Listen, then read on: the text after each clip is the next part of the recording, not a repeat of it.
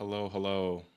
I know this is very, very last minute, y'all, but we are redoing a live stream of the women's semifinals. Let's see if we have any comments.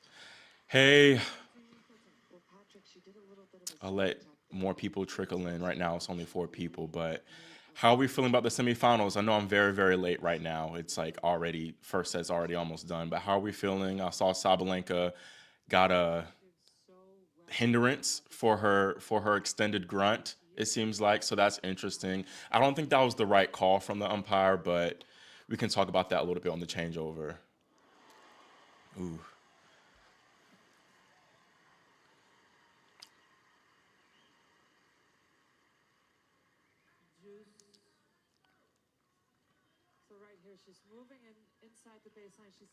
Yes, I did see that. I did see that. What do y'all think about that? I think I think it's I don't know if that was the right call. Like she's done worse, but I think it definitely might cause her to kind of like tone it down a little bit. But let me know what y'all think about it for sure. Sabalenka just has too much for Svitolina right now. It's too much. She's just not having that same. You said not right call. Yeah, I don't know. Yeah, she does it all the time. So I mean, it's like why do it now? I don't know, but it doesn't seem to bother her as much. So yeah, yeah. A lot of people are saying it's not the right decision in their opinions. You don't usually do live commentating. So been on live like to react to the draw dropping, but this is like my first time live commentating. So if it's a little bit shaky, then that's the reason why. But it'll get better as things go on. I hope Elena wins, but Aryna is too powerful. I picked Aryna and Elena to be in the finals before the tournament started, so it's looking like that might be the case, but we'll see. I mean, Elena, it looks like Arena's going to get through this, although it's not the first set. The first set isn't done yet, but we'll see. Who do I want in the finals? Well, I want to be right, so I guess I want Sabalenka and Rybakina, but I wouldn't be mad if Pegula got through there as well. I think she is deserving of a slam. So either winner in that match, I wouldn't really care too much. But just for me being right and to feed my own ego, I want Sabalenka and Rybakina. Also, I think it would be a great matchup, like a that whole rematch from AO 2023, which is like the a lot of people hailed that as one of the greatest finals of the decade. A little bit of an admission, I did not watch that match. I've never gone back to watch that match either, but like I'm kind of very new into watching, not new into watching, but like I've been more committed getting up and watching live tennis. But back when that match was played, I was still in college. So, and I needed to sleep. I think we had a game before that, so I wasn't able to watch, but that's a whole tangent. One, yes, I did see the hindrance call for Sabalenka. I don't think it was the right call, but it is what it is. And like I said before, it doesn't seem to be bothering her too much. Yeah, a lot of people are kind of disagreeing with that odd call. Hi, Marcia, Marcia, Miss Brown. Sorry if I'm mispronouncing your name, but nice to see you. Elena serving now down 2-5. Yeah, that's just a great return from Sabalenka. It's like she's not getting the same returns that she was getting from Coco or Mira, and that was to be expected. I know I'm gonna watch it. I'm gonna watch it like as soon as these semifinals are finished. 'Cause I need to get on game. Yeah, I see. Svitolina is out acing Arena, but it's not making a difference in the scoreline. She's still down a break, and she might be down a set if this game doesn't go her way.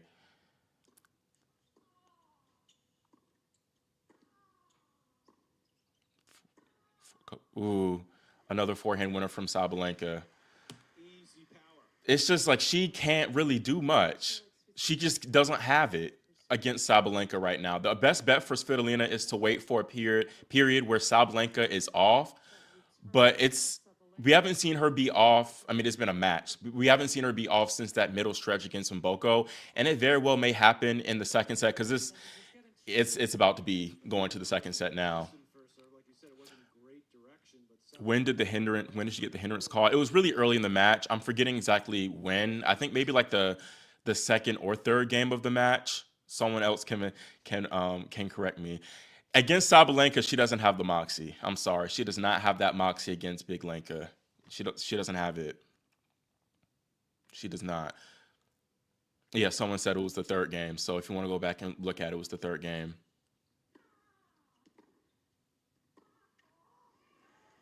That was a good deep forehand from Svitolina to draw the Sabalenka error, but she's got to consistently do that. And does she have it in her to consistently do that? I don't know. I don't know.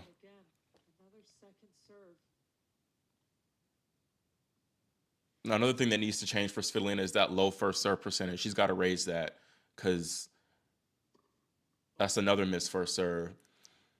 One thing about her is that she tends to underperform. I mean, she's only played in 3 slam semifinals, but I was not surprised. I'm not surprised that she's not having that great of a day because this is a big occasion for her, like trying to make a slam final for the first time. She got lucky there at that forehand, though. She got lucky. Can that luck at least help her get a hold? Well, Sabalenka is pissed. She is not happy. She's not happy. I agree. She needs to spread the court a little bit more. But like I said, it's hard when Sabalenka is getting her from the very beginning, and Svitolina is not doing herself any favors with these uh, poor first serves or not making the first serves. There she just made a first serve, but she's back in a neutral rally. She didn't get anything from that serve. She didn't place it well, and then Sabalenka backhand winner. That's too clean. 19 winners. Wow.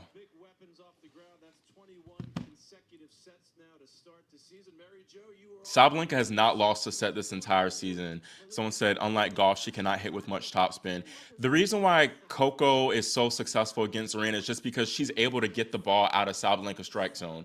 I do think if Coco and Aryna would have played here, it would have been harder for Coco to do that because of the night conditions. The ball doesn't really bounce as high and it's not as lively. But still, I think she would have been able to provide much of a different challenge to Coco than Svitolina. Also, too, because Sabalenka just has so much confidence against Elena. When you haven't lost to someone in over 6 years, then you're gonna come into this match confident to playing your best tennis. Bagel incoming. I don't see a bagel coming. I don't see a bagel coming. I see maybe like a 6-4. I think Sabalenka will dip a little bit in the second set, but not enough to lose the set. But yeah, let me look at some of the stats of the match because it's pretty much been dominant from start to finish. Svitolina has not really had much of a shot in this match at all.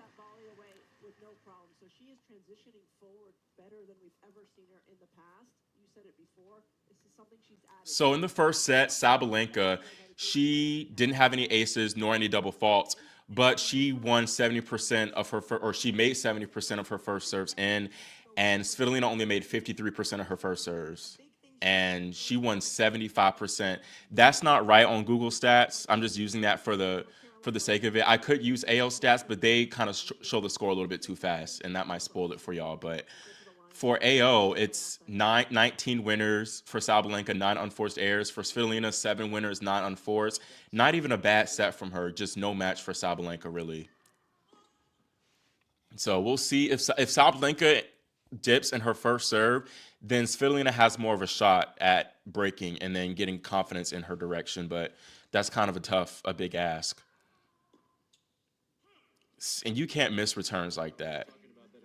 You can't. I mean, yeah, the ball, it was a kick serve, but you just cannot miss. You can't do that.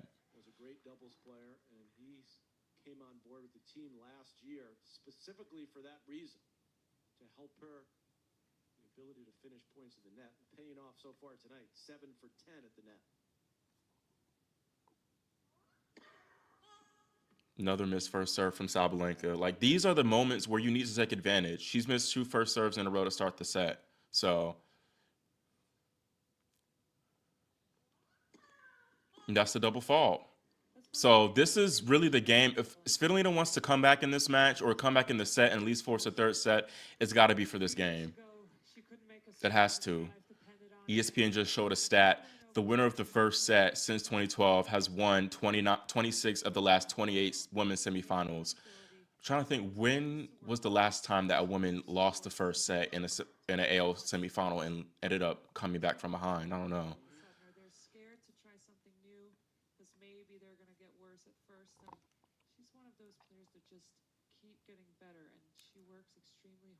Sabalenka is 91-10 when winning the first set in slams. Oh yeah, Keys. It was definitely Keys. Keys lost that first set. So, yeah, that's correct. Keys. And then who else was it? That's an interesting trivia question. 2024, no. 2023, no. 2022, no. I can't think about it other than Keys, really. See, Sabalenka missed another first serve.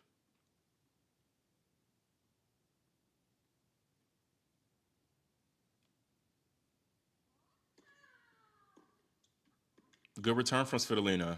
She's got to keep doing that. She's got to take advantage of those second serve looks from Sabalenka. Definitely.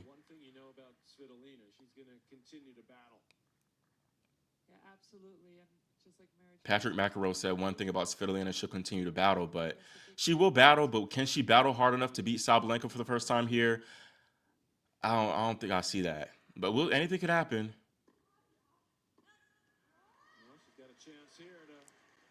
Break point for Svitolina. Break point. That was a good return from her. Venus in 2017, yeah, against Coco Vandeweghe, actually, who's commentating this match. I should have known that. V-Lever card revoked. She has no strategy to disrupt Sabalenka. Really, she doesn't. She's really, a lot of her strategy is just hoping Sabalenka dips a little bit and hoping that her level is high enough to take advantage of Aryna's dip in form.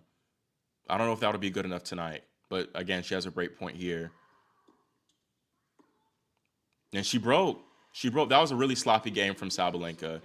Sabalenka really, if she made her first serves, it could have been a routine hold for her, but missed. I think she missed like nearly every first serve in that game, and she paid the price for that. Well, no, she didn't. She made two out of the six first serves. I'll take that back, but yeah, that can't happen.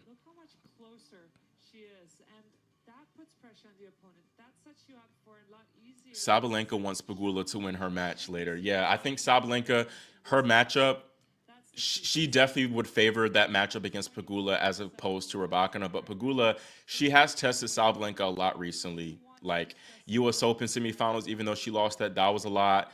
I mean, that was a big test, and then she beat her in Wuhan, and then the WTA finals was a really competitive match too. So Sabalenka would be favored more than she would be against Rybakina, but yeah, no variety and not being able to change direction well enough, just having to rely. Yeah, I fully agree.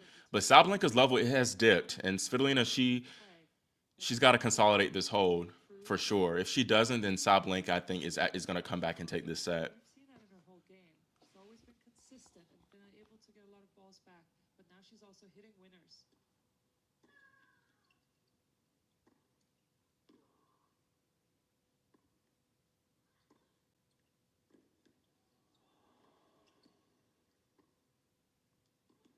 Mm, she is starting to feel a little bit. She is. Sabalenka needs to be a little bit careful here. Because it's not like, yes, Svitolina has raised her level a little bit, but it's nothing exceptional.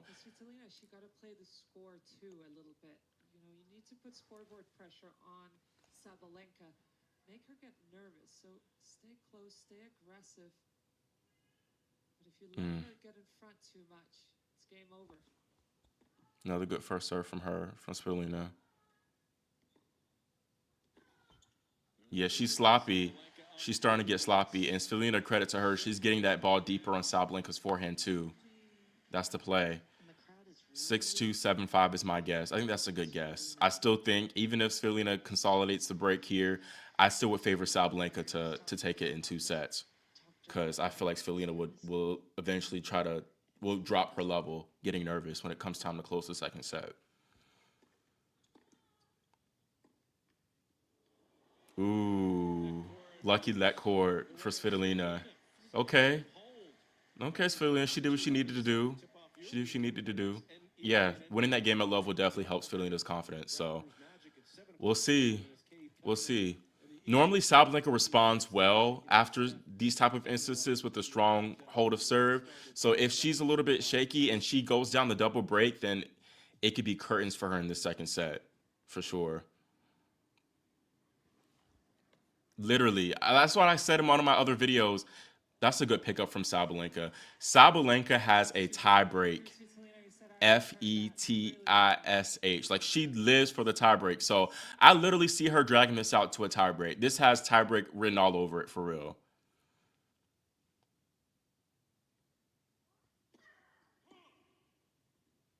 Another missed first serve from Sabalenka.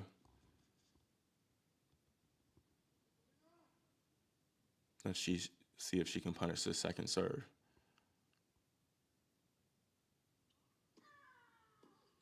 Ooh, good second serve from Sabalenka. That was too good from Sabalenka. Way to jam her in the body, even though it wasn't a whole like it wasn't that fast, but yeah, that was a good body serve. I should be writing a report for work instead. I'm out here in these tennis streets being led astray by Christian. I'm sorry I'm a bad influence. I'm sorry. But at least we're here together. If you want to watch the match live and you live in the United States, then the legal way is ESPN, but you can download a VPN and stream I think on 9 now. But ESPN they're showing it. You don't need ESPN Unlimited thankfully because ESPN Unlimited has really been pissing a lot of people off, including myself because it's ridiculous. It doesn't make any type of sense. I'll talk a little bit more after this point.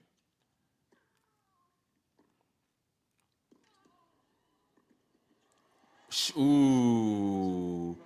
She can't miss that volley, but a good hold from Sabalenka. But anyways, I'm gonna rant a little bit about ESPN Unlimited because it's one thing to put it on a block for the first round, the early round matches, and even when they did put it on the block for the first round, for the first and second round matches, they were sneaky in trying to do it for the good ones, the ones that people actually wanted to see.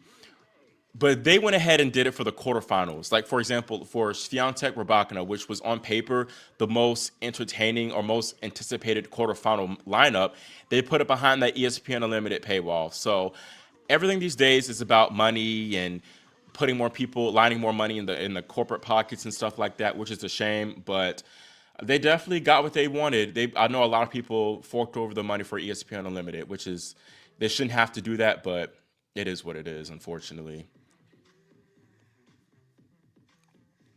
Look at some of the stats.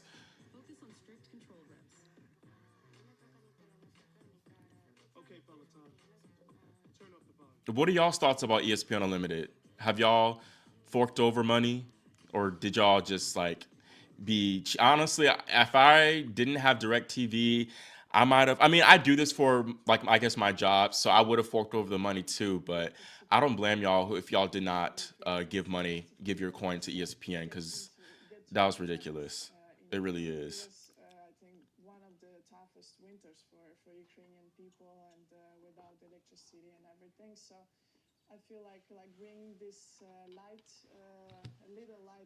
Someone said, "Nah, I'm too broke for that." That's real. Many of us are. Like we are living in like dang near a recession almost. We don't have the money for $30, even if it's just for that one time.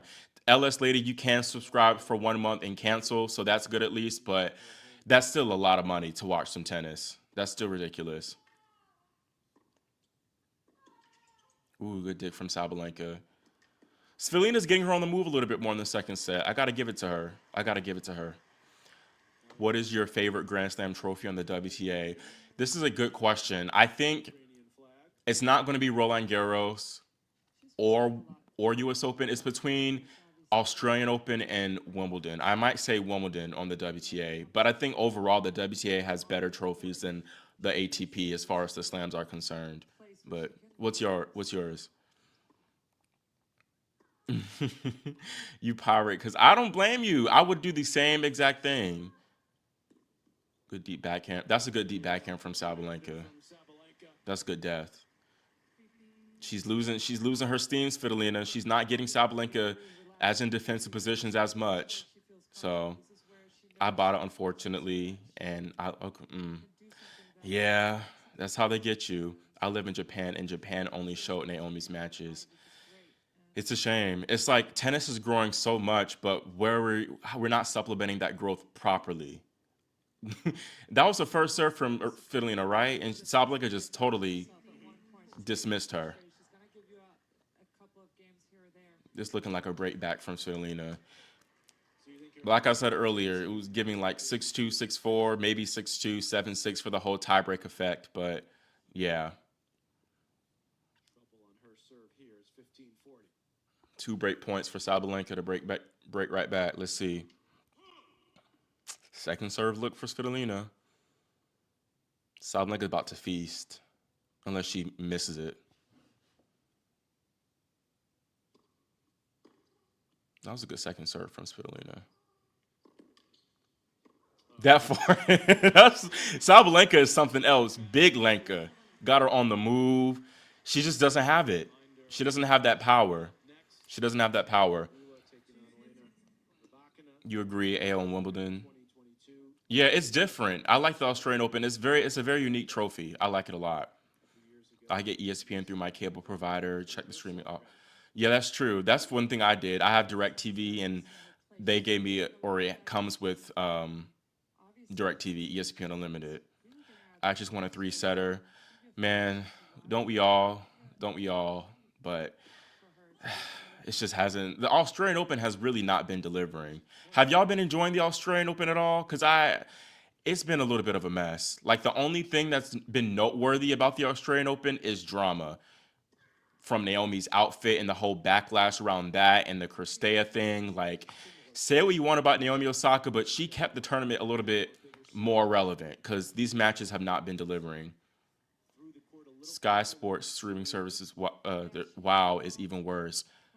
45 euros a month, and matches aren't archived. You can't watch the matches later. That's crazy. That's ridiculous. Yeah, the last year's Australian Open was so much better. It was so much better than this. This year is just a mess. Yeah, a lot of y'all are chiming in saying y'all are not satisfied with it. I don't blame you. I'm not satisfied either watching this tournament at all. Looking like another routine hold for Sabalenka. I don't know if this is going to three sets, y'all. I do not know if this is going to three sets because this is looking pretty routine for Sabalenka as of now. She's won the last 9 of 10 points. And it's really not that Svitolina did much wrong, to be totally honest. In that game where she got broken, it's like she just is not serving quite as well as she was against Coco. But yeah, only 80 people. It's because I started the stream in the middle of the match. It was a surprise release with no promo. It was only on Spotify the first few hours. Yeah, Sabalenka 3 games in a row. Mm-mm. What do you think the ratings will be this year compared to last year? Um, I guess the viewing ratings last year it's definitely going to be lower regardless. I think. Although there's Pegula, it depends on whether Pegula wins. If you're talking about the United States, if Pegula wins, the ratings I think will be higher as opposed to if Rybakina were to advance. Because while Rybakina and Sabalenka on paper might be the more intriguing matchup, Pegula is an American, but I still think last year's, regardless, would be a little bit higher. But we'll see. Amanda is so funny. Oh, that was the wrong highlight click. Yeah, it's pretty late too. A lot of my viewers are sleeping as they should, and for some people, if Coco's not in it, then they're gonna go to bed. They're gonna go to bed. Why does Sabalenka always seem so frustrated and mad? She's been like that for a little bit. I think since I've noticed this since 2024 summer swing. That's when I like she started to get more upset with herself. But I think it's just she has more expectations on herself, and I think it's propelled her to be where she is today, the pretty dominant world number one. If Coco was in the finals, the rating would be through the roof. I fully agree. If she was in the semifinal, then I would have 5 times more viewers right now, probably, than I do. Drop shot winner from Sabalenka. Like Sabalenka has really become more of a well-rounded player. That's what I keep saying. More power players need to take a page from Sabalenka's book.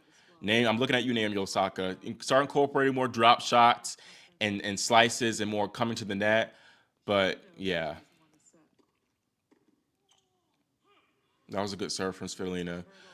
I've talked a little bit about this before, but I think the hindrance wasn't the right call. I understand it, but that was the umpire was being OD with that call. That was like Carlos Ramos level of OD with that type of call. But I guess the important thing for Sabalenka is that it hasn't impacted her game because she's looks like she might steamroll Svitolina. Although that was a really strong forehand down the line winner from Elina.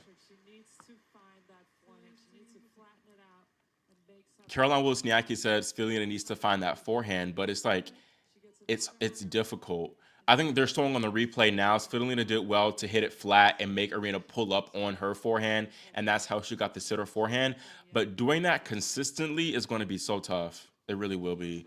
That's why I think Pegula can cause problems. That's why I think she has caused problems with Sabalenka recently, because her flat forehand to Sabalenka's flat forehand, that can be a tough shot for Aryna to handle.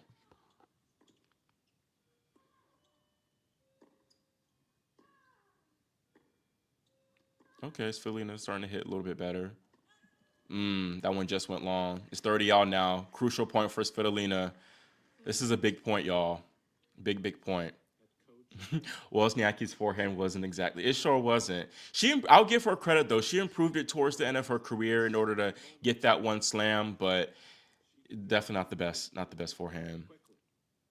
She's such a well-rounded player. Pagula is too. Like you said, she can hit some defensive slices, and her movement has improved a lot too. You can't really hit the ball through her as easily as you once could have before, and that's impressive too because she's only getting a little bit older. She's 31 now, but she's playing. This is like her prime years overall. I think this form that she's in right now could have won her a slam in that weaker 2022 era. That was an important point for Svitolina to win because if she lost that point, she would have been down break point, and it could have been curtains for her. Svitolina can volley. She needs to change it up.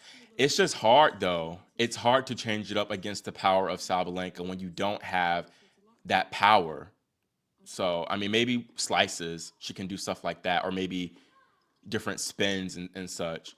But she's trying to, right now, she has just one game plan, and she's committed to that game plan. She's not really willing to change. She's trying to out hit Sabalenka right now.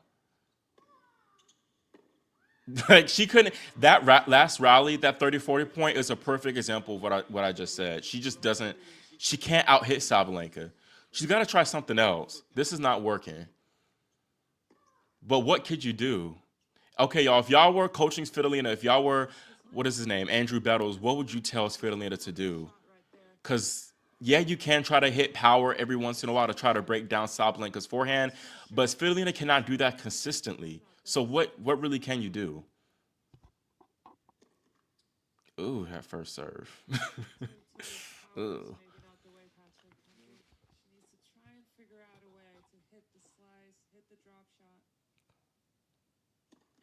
Double fault. Double fault. This could be it, y'all. This could be curtains for Lil Lena. Break point, break point. Hello, Charlie, SE Charlie. She can't out hit the hitters that are playing well, just like Iga yesterday. That's a good point. It is over. She just broke for 4-2. It's over. Unless she folds a little bit, but I don't see that happening. But with Iga, it's very interesting because Iga is right now struggling a lot with the big hitters. Really, Iga's struggling with all top 10 players because she's lost her last 6 of 7 matches against top 10 players. So I don't know. May as well start coming in. May as well try something different. May as well start slicing and dicing. Try something different because this is not working right now. Sabalenka right now she's at 7 winners, 5 unforced errors. Svitolina 3 winners, 5 unforced. There you go, slice. There you go. She tried something else there. Hit a slice deep in Sabalenka. So that's something. She tried a little bit there. I tell her to never hit the ball the same direction more than 2 times. Change direction constantly, and if you miss, you miss. But better than watching the ball whiz. That's a good play, I think. Getting Sabalenka on the move, making her second guess, not having her in those same patterns, just making her as uncomfortable as possible. Yeah, slicing, something different. That's a good return. Okay, she's that's a good play right there from Svitolina. Got her wide on the forehand side. So this is a good opportunity for her. This is her last breath. But Sabalenka has been known recently to snuff out these uh, little opportunities with strong serve. So she's got to hope for second serve looks. Svitolina does. Will she get them? We'll see.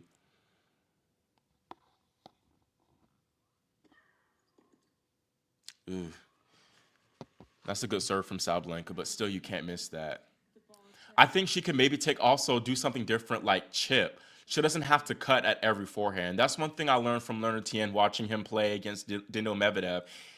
Very few times, I mean not very few times, but oftentimes he chipped that return back in play against Daniil. So and when you're facing a big server like Sabalenka, that's something to do to not only like just to really change the rhythm of it. And now she's just scrambling over there like a dog trying to chase the ball. Hope end of this year at least 5 team players get into the top 10. Five is a stretch. At least five. That's going to be tough. I think the best players. Well, actually no, because you got Mboko, Andreeva, Jovic. Who else? I mean, three. I think three can. Will Coco ever get this Gavin McMillan patented Aryna Sabalenka serve? It's interesting because some Sabalenka fans have felt that Gavin, like looking back on it, like may have not done all that much, but I don't agree with that necessarily. That's a good return from Svitolina break point there. But with Coco, I mean, a lot of it is just mental. It simply is that. Like we saw against Karolina Muhova, she served it out throughout the entire match. She served well throughout the entire match. But that's also because I think that she was confident in never having lost to Karolina Muhova. But against Svitolina, the pressure was on. Eh, it was tough. It's tough. But I say mainly mental. I wonder if she does have a sports psychologist, honestly. I would like to ask her that if I had the chance. But speaking of chance, there's a chance for Svitolina to get this break right back. Good serve from South. That's a good chip.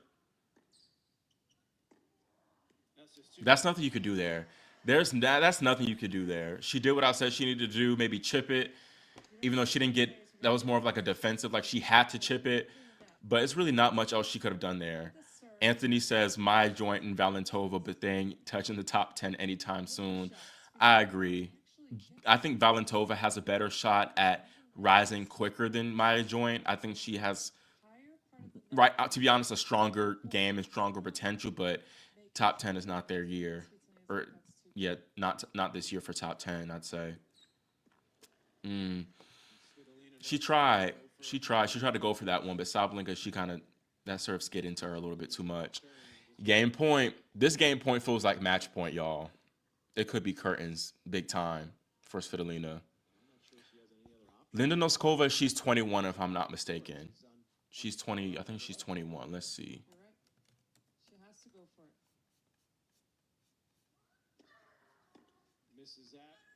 That's game. Game Sabalenka, but it feels like game set match Sabalenka. Yeah, Noskova is 21. Not not might be over. I think it's done for. I think it's done for. But you never know. Crazier things have happened, but I don't see it. I don't see it. Let's look at some of these stats. So in this second set, Sabalenka has hit 8 winners, only 5 unforced errors. That's that's just too good. Svitolina hasn't even played bad. 4 winners, 5 unforced errors. I mean, what can you really do if you're Svitolina? She doesn't have the game to test Sabalenka at all, in the slightest. And Sabalenka has improved her first serve after that shaky first service game of the set. Eh, And Svitolina, she's serving at 65%, which is 1 percentage point higher than Sabalenka, but she's only winning 55%. She's only winning 55% of first serve points and 33% of second serve points. That has to change. And Sabalenka's winning 79% of her first serve points, 50% of her second serve points. She needs to channel her inner Oleninkova and start moonballing. I mean, hell, I mean, why not channel some of her inner compatriot and do something different? Amanda Anisimova sitting somewhere mad as hell. Amanda always mad. If she's on a tennis court, she's gonna be mad. She is so expressive. I love it though.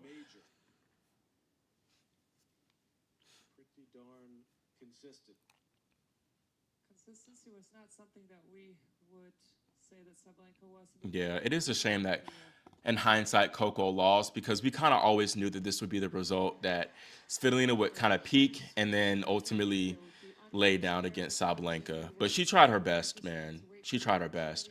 Here's a good question. What do you think the result would be if Sabalenka and Coco were to play? Do you think Coco would have pushed it to three or maybe even won the match? I think it would have been tougher because Sabalenka is just playing really good right now, like possibly her best or some of her best tennis.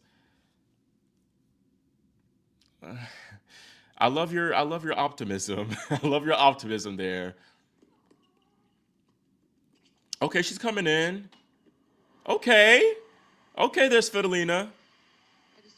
That was a good play there. So it looks like she's gonna hold. So this is gonna be a big test for, not a big test for Sabalenka, but I'm interested to see if Sabalenka has the moxie to serve this match out, because this is around the time where it would be guaranteed that she folds a little bit. She would go down 5-6 or maybe 6-5 and let it get to a tiebreak and then win the tiebreak 7-3. What is your opinion on Amanda and Jess's handshake? I mean, I saw there was a little bit, not frosty, but it was just a regular handshake. I don't think too much of it. I mean, they are Americans, so you would have expected them to have a warmer handshake, but I'm not familiar with their whole dynamic. I'm not sure, but I really think Amanda was just upset with how she played. I'm seeing a few people say Coco in 3 sets. Someone said Coco in three if she has a good serving day, Sabalenka in two if not. That's one thing too about Coco. She would have played a much better match, I think, guaranteed, if she were to play Sabalenka compared to her form against Fidelina. She just knows how to play well against the top players now, but against those players, that level from Coco, it can be hit or miss, really.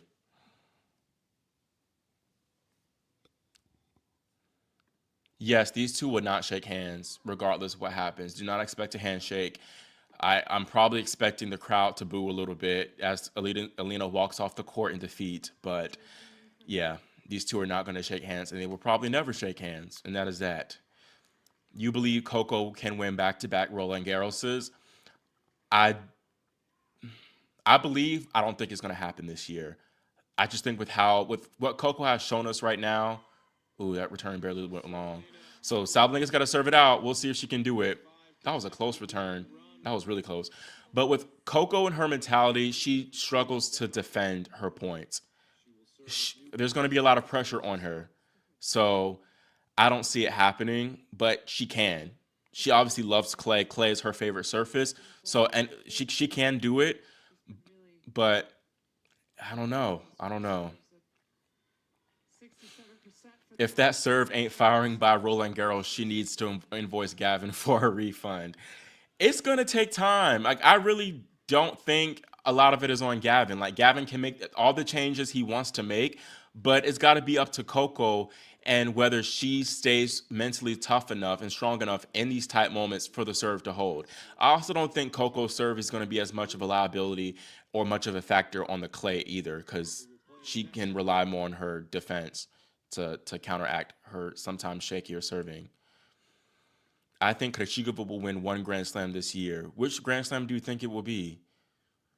I'm curious. Maybe U.S. Open. Ooh, Selena, that was not a good return. That was your chance. That could have been your chance. She could have another chance in this game, but you can't miss returns like that. But that was a good kick serve from Sabalenka.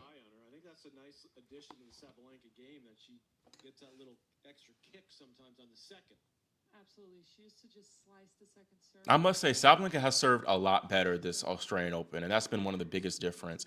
Last year in Melbourne, she only had like one match that impressed me with her serving, and that was against Badosa in the semifinals. But she struggled a lot, and I think that's one of the reasons why she lost to Keys, even though her serve was. You can't miss that serve, Svitolina. You missed two of those same returns in a row. You sure will be disappointed if you're Svitolina. You can't miss returns like that. You cannot. Will anyone beat Sabalenka this year? Sabalenka. Sabalenka gonna beat herself. Coco gonna beat her. And then aside from Coco, Sabalenka is gonna beat herself in a few of these matches this year. But she is gonna be really tough to beat. Okay, good defense from Svitolina. Okay, that was a good defensive little lob shot from Svitolina, and Sabalenka looks frustrated. So maybe she's rattled. I don't think it's gonna make a difference in this game though. But you never know. That could maybe be the spark. I'm trying to make this match interesting for y'all, but it's not. It's like holding on by a string here.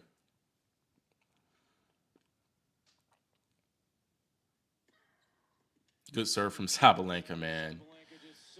She is too good. Match point. This would be Sabalenka's what, fourth final in Australia?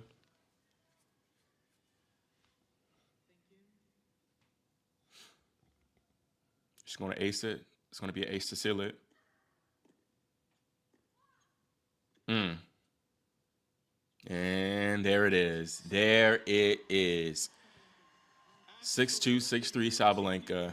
That was such a good match from Sabalenka. No handshake. Let's hear for the crowd boos, y'all. Okay, they're more or less cheering Sabalenka, so I think that's good.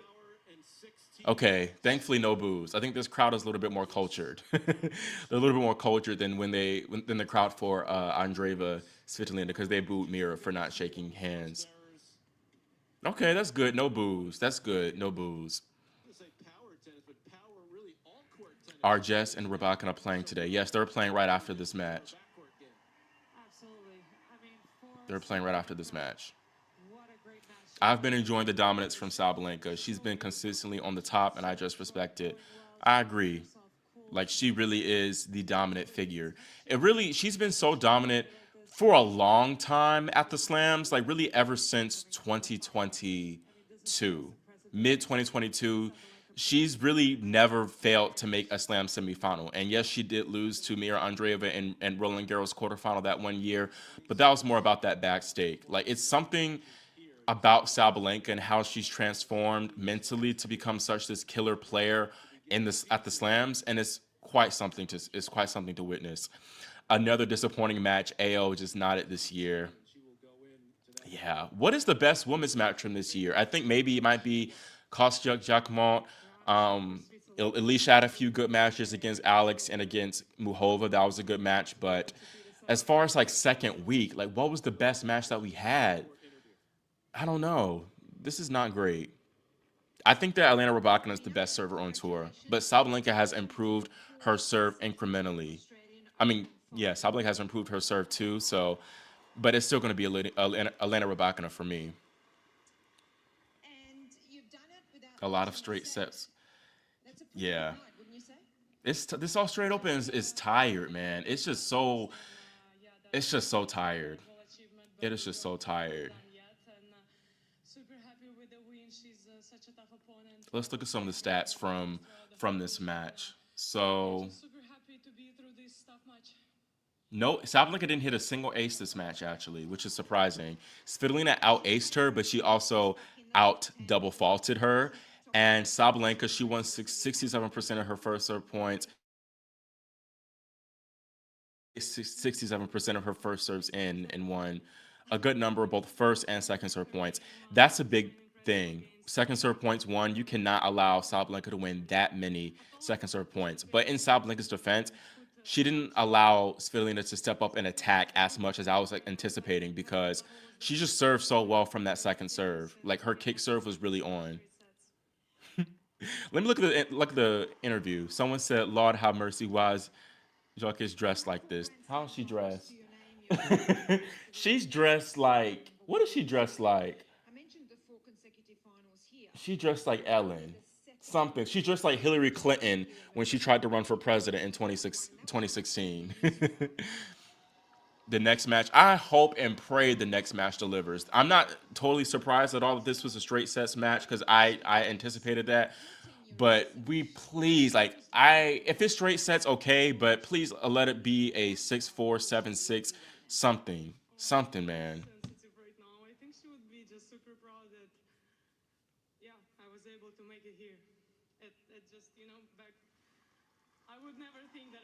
Who'd they ask her? Who would be super proud? I'm wondering.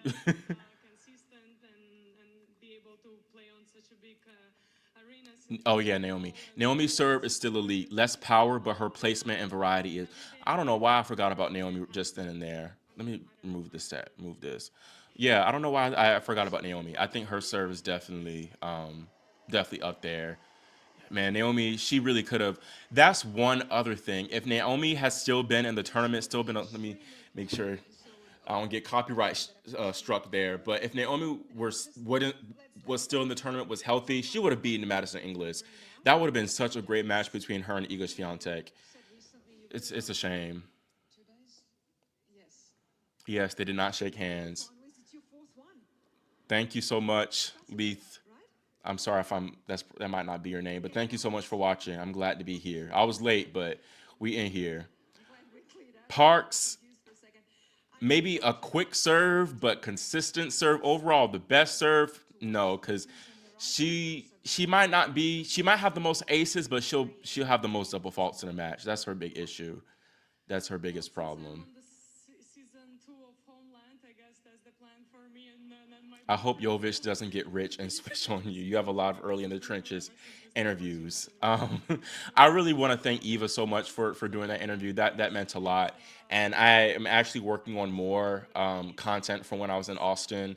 I've been procrastinating, but a lot of good content coming soon for y'all. So stay tuned. A lot of content coming for the members as well. So I don't want to make y'all waste y'all money. So a lot of exclusive content for the members that's coming.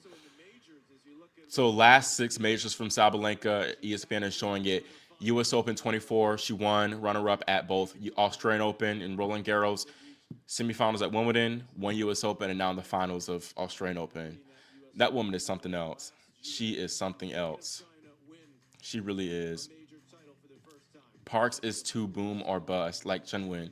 Chenwin also got a powerful serve, but yeah, she does not have the most aesthetically pleasing serve. I'll say that, but yeah, not the most. But I hope that Chenwin is back. I really miss her. I really do miss her a lot. So hopefully she can come back.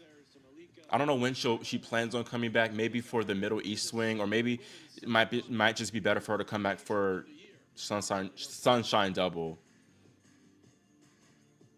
I waited for your Osaka deep dive for ages. I know it took so long.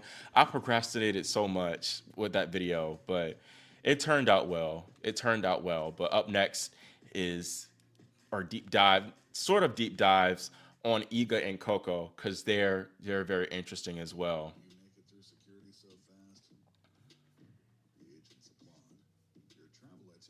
Young's backhand is nice to watch. Yeah, overall her game is nice to watch, I'd say. I got Rybakina in three next match. I have her in three sets too. That was my prediction as well. So we'll see if that holds. I do think one thing about this match that I mentioned in my preview was that it's going to be played at night, and Pegula has not played a night session match yet this Australian Open, and I think that could hurt her a lot. Rybakina's played a few in round 2 and 3, but Pegula has not, so I think that might hurt her. Like you said, Miles, I wouldn't be surprised if JPEG wins either. I think she has a good shot. She's been playing good tennis, but I do think the night session factor of it could be big, but also the fact that, well, because of the night session factor, her ball isn't going to go through the court as much and rush Rybakina as much as it might have in Riyadh. So I don't know. If she plays like in the WTA finals, she'll win in two.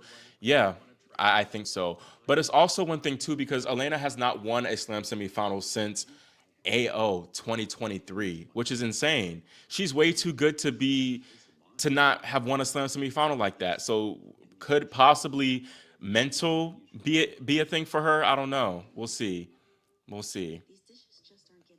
I was thinking if you combine Coco's physicality and defense and Parks' serve and physique, Haley's touch and technique and Boko's mentality, wouldn't you get Serena? The girls need to link up. I think one thing, Serena didn't have Haley's touch. I'll say that though. So, but with the other things that yeah, you would have Serena pretty much. I'd say, but Haley, I think Haley's technique is not technique. Her touch is kind of bar none amongst the Black Queens.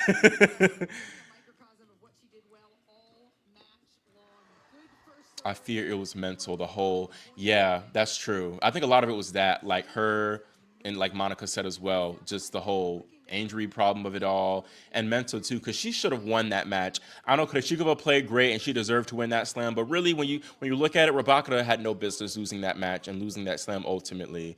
So I don't know. Thoughts on what Patrick said about his regrets breaking up with?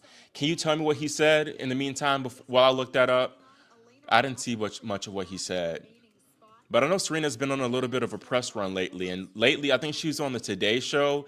And she said when she was asked about, coming back because her name entering the anti-doping pool, she said that possibly. So I really think she is. I think she's coming back for one last hurrah. Not in singles. I honestly don't want to see that. I love Serena so much with all my heart. But doubles. I think doubles. I'd rather see her play doubles because I don't need any more getting my hopes up of her winning 24. Like I literally sometimes I have like nightmares about not nightmares but like low-key yeah nightmares of Serena winning 24, and I say they're nightmares because I wake up and it's not true. It's so disappointing. Speaking of serves, I hope Coco and Iga can make significant improvements. For Coco, it's a mix of both mental and technical, but for Iga, it's looking more technical now. She couldn't hold serve. Yeah, I think Iga's serve is a big reason of why she lost that match against Rybakina because she really should have at least won a set. That first set, she had a lot of opportunities, I think. Yes, Rybakina no, she didn't even serve. Even Rybakina told Vukov, both her and Iga played like shit. So she should have won that first set, to be honest. But the second set, the serve was even more of a liability. So I think definitely both of them need to go in the lab and work on that. So we'll see. Haley can serve as well. Yeah, Haley does have a decent serve. If she had Coco's fitness, she could be dangerous. I don't see Haley grinding through a 2-week slam. Yeah, I noticed that Haley has looked more fit and compared to late 2025. So I think she has been in the lab in that regard, but I still think she needs to make a little bit more strides because she was a little bit gassed towards the end of that Coco match in round 3. My girl Iga needs to do a serve boot camp. Yeah, a serve boot camp and also a forehand boot camp because her forehand, I don't know what goes on with it sometimes. Like she sprays so bad on that forehand shot sometimes. It's really something else. It's really something else. It's scary that we always get robbed of Coco. I know, I know. I thought maybe low key we could get it here in the finals here, but I don't know if we'll get it again. They played that one time in Canada, and it was a banger match. And I know it would hit like crack if they played again, but I don't know. Maybe they can play U.S. Open final. I don't see it happening at Wimbledon, but maybe Roland Garros final. We'll see. But yeah, I don't know. Thank you so much for this comment. It means a lot. Keeps me going. Iga's fall is crazy, or was it less competitive? That's what I'm gonna look at in my Iga video, because it's more or less, did she decline that much, or was she low key similar at this similar level, and then the women have just caught up to her? Because undeniably, Coco has improved so much. Aryna definitely has improved so much. Every top player has improved so much compared to 2022. So I'm gonna really look deep into this and see really is it that much of a decline in Iga, or is it more or less about the players improving? Let me know what y'all think in the chat. I was amazed Elena beat Iga. What a surprise that was. I don't think it was that big of a surprise. I think it was more of a surprise that it was that convincingly. But I did call Rybakina to win that match because Swiatek has struggled a lot against the top players. She's now, I mentioned it before, lost her last 6 of 7 matches against top 10 players. Rybakina has won now her last 8 matches. So it's a lot of it, I think, is a mental thing and just really Iga's game, simply put, is not good enough to hang with the top woman. I think Iga right now is playing maybe top 5 level tennis, maybe number 7 in the world, but she's not playing like the world number 2, and she has not been playing like world number 2 really since winning Cincinnati. Anisimova seems fitter. I'm sorry the camera keeps shaking, y'all. I'll fix that later. Anisimova seems fitter, but her mental state needs to improve during matches. It does need to improve, but I honestly don't think it hurts her too much. I think that's a way of like her getting it out because she'll cuss, she'll fall on the floor, she'll get all red in the face, but then she'll come back and hit a backhand winner the very next point. So I don't think it was so much of that, and I also didn't think she was going to win this tournament. Looking at her form leading into the quarterfinals, she was really sloppy and kind of off. So that's that on that, I'd say. Coco's forehand and backhand will never be upper. Now that's cap now. Will never be upper echelon, but she has to. Did you mean something different? You said her backhand and forehand will never be upper echelon. I think her backhand definitely will be up. It's already upper echelon. It's top 5 backhand. Her forehand, it's improved a lot. Ooh, it's improved a lot, but I don't know if it'll be like the best shot on tour. But it has improved a lot. But if she masters her serve, she can be unstoppable. Speaking of Wimbledon, Coco needs to do something on grass. She does. And I think a lot of it is footwork. And it's going to be tough for Coco on grass because she won't, she can't rely on her athleticism as much. It's got to be with that serve. And Coco has the potential to serve bot, but it's like, can she maintain it consistently? That's the big question. That's the big question. I think, oh, we're talking about Venus. Serve is the main thing letting Venus down at the moment. She's dropped speed, obviously, but yeah, I think the thing with Venus is that it's just simply she's older now, and it's harder for her to maintain that same level of serving once she gets deep into a match. She's 45 years old, so I think that's going to be it. But I think her service actually improved compared to when she played a little bit in like 2019, 2020, I'd say. So that's interesting. It's like Venus, overall, she's a better player than she was like 5 years ago. And she actually might be like on the same par physically, but I think a lot of it too was mental because she should have won that Danilovic match. But with Venus, it's really always been mental. She's lost countless matches that she had no business losing. So it's kind of that's the story with Venus, in my opinion. Poor Coco. Sad to see she didn't make it through here. She was doing great. She was playing decent tennis, but that Svitolina loss was very surprising to me. It really was. I'm looking forward to your Ego video. I'm a big fan. Yeah, and I'm also planning on getting some perspectives from Eganators. I don't want it to just be me talking. I want to start, actually utilizing my journalism degree and getting some other minds in the mix of why they think Iga has been struggling a little bit more compared to her peak years. Yes, Elena played a good match actually. She didn't play bad, but Sab- Sabalenka is on another level right now. Those flaws in Coco, yeah, Aryna right now is like top tier. And I looked at Sabalenka on Tennis Abstract. She very rarely like loses, and when she loses, it's a respectable loss. She doesn't lose against players that you think, wow, Sabalenka lost to her. And when she does lose, it's pretty competitive always. This is so evil. I wanted Sabalenka to lose because her breakdowns after losses are so entertaining. That's evil right there. Iga took advantage of Barty retiring. It was just a matter of time before she was exposed. Top player, yes. Dominant against other players, no. I don't know.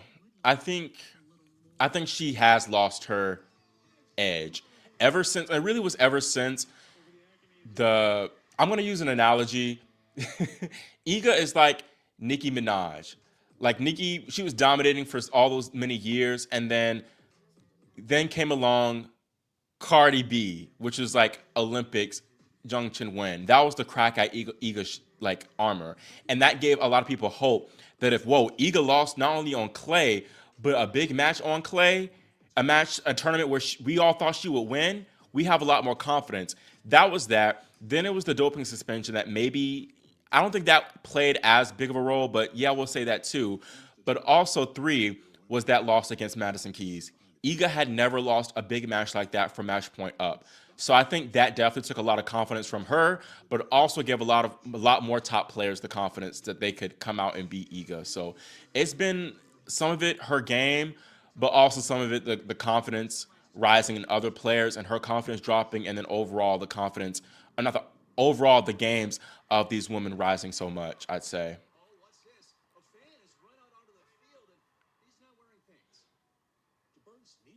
Do you think Eagle will?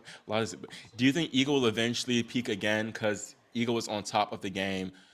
So it's going to be a tough ask for Iga to dominate the way that she was in 2022.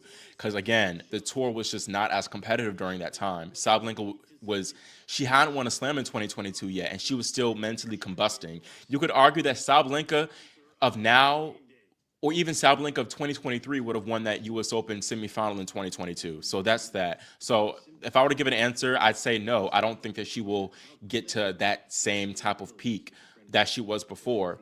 So we'll see. We'll see. We'll see. I think a lot of it too is can she regain her dominance on clay? Because a lot of those matches she won in that win streak in 2022 were on the clay and on somewhat slower surfaces.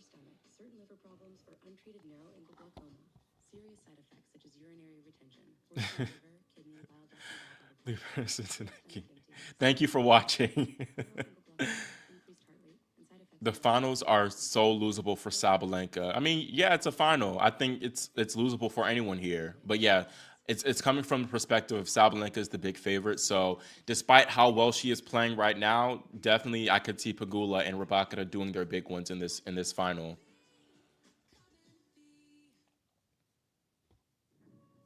I think you should consider the mental. I definitely think a lot of it is mental. We do expect, yeah. And when we're not expecting as much from her, she plays well, like Wimbledon. Really, her and Coco, a lot more people are saying this, but they're like soul sisters in a way, in terms of somewhat their games, but also like how they kind of lose similar ways and how they're both low key, very confidence driven players. So yeah, maybe if she maybe goes on a flop period a little bit more, then she'll up her level. But right now, the conversation is about Sabalenka assuming that dominant throne. Navarro is interesting. She has not really showed up much at all. Like that beat again, like you said, that beat down and Roland Garros against Busa Spinera was it was shocking. Like one in love, love in one, either way. And who did she lose to? Australian. She lost to Lynette. She lost to Lynette. So she has not been playing great, really, a lot. I know she beat Iga in Beijing, but it hasn't been that great for her lately. So we'll see. I think she might always just hang around that 15 to 20 range. I would not be surprised if 2024 was her peak year. And maybe she might have one other peak year, but that might have been her peak year. Wouldn't be surprised. Yeah, I mean, I've been doing this the entire tournament, y'all. Like, literally, my sleep schedule has changed to where I wake up at 7 p.m. and stay awake, and I don't go to bed until 12 p.m. noon. I need to do a day in the life to show y'all just like how crazy it is. But I stay up all the time.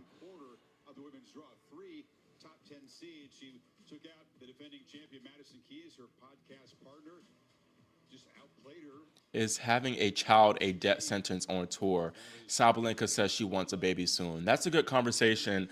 Um, I don't think so. It depends on the player too, and I think it depends. Like with Serena, yes, she was also older, but she had more pressure on her trying to get that 24.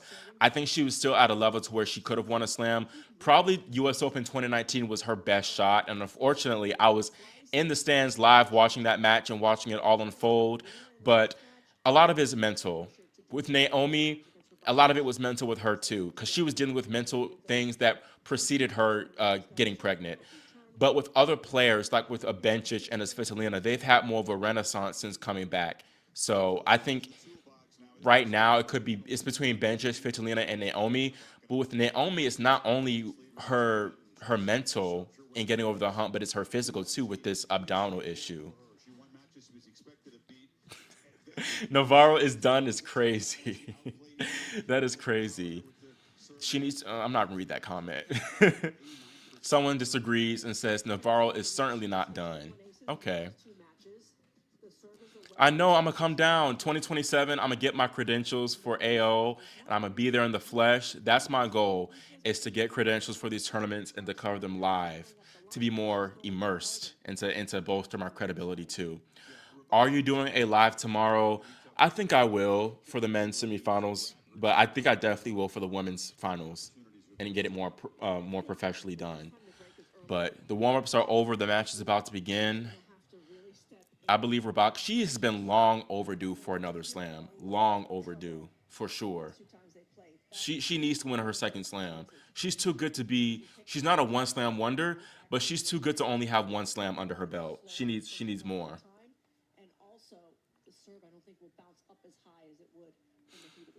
That was another match. Kerber didn't even play that great in that final, I must say. It was just about it was about Serena just playing poorly, and then also I don't think she was there physically to last in those longer rallies with Kerber at that point. I picked Rybakina in three, and I'm going to stick with Rybakina in three here. I'm weak at y'all saying big ones. Will Osaka do her big one this year? She has the game for it, but something is holding her back. And so it's like something. It's hold on, y'all. I'm gonna get the score set up to where I can share the score screen again. But it's always something with Naomi. Like it's crazy. It's like someone has her voodoo doll and they're just not letting it go. It's ridiculous. It is really ridiculous. Hold on. Add to stage. That's not what I wanted to do. Where is it? Perfect. A. Um. Okay, zoom in a little bit more. Sorry, y'all. Bear with me here. If you Pegula looked down.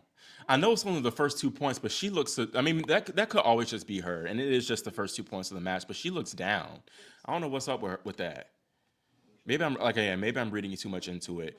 Do you think the ex Elena wrote every time she won against a Russian player was necessary? I mean, it was savage. Some good serves from Rybakina so far here. I mean, that's how she feels, and that's her. That's really all I can say. That's her. I'm not judging her for doing that, honestly. I think Alina mentally checked out after reaching.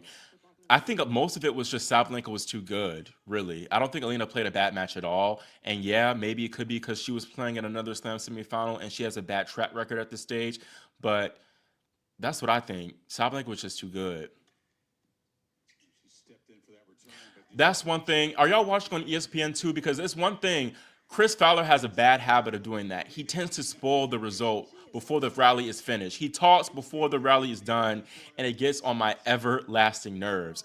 Chris Fowler, please be quiet. Please.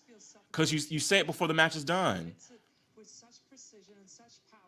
It's ridiculous. Thank you for this comment. That's all I try to do is be objective. This is a good question. As a young journalist, what are your views on asking over politicized questions to players, especially the young ones?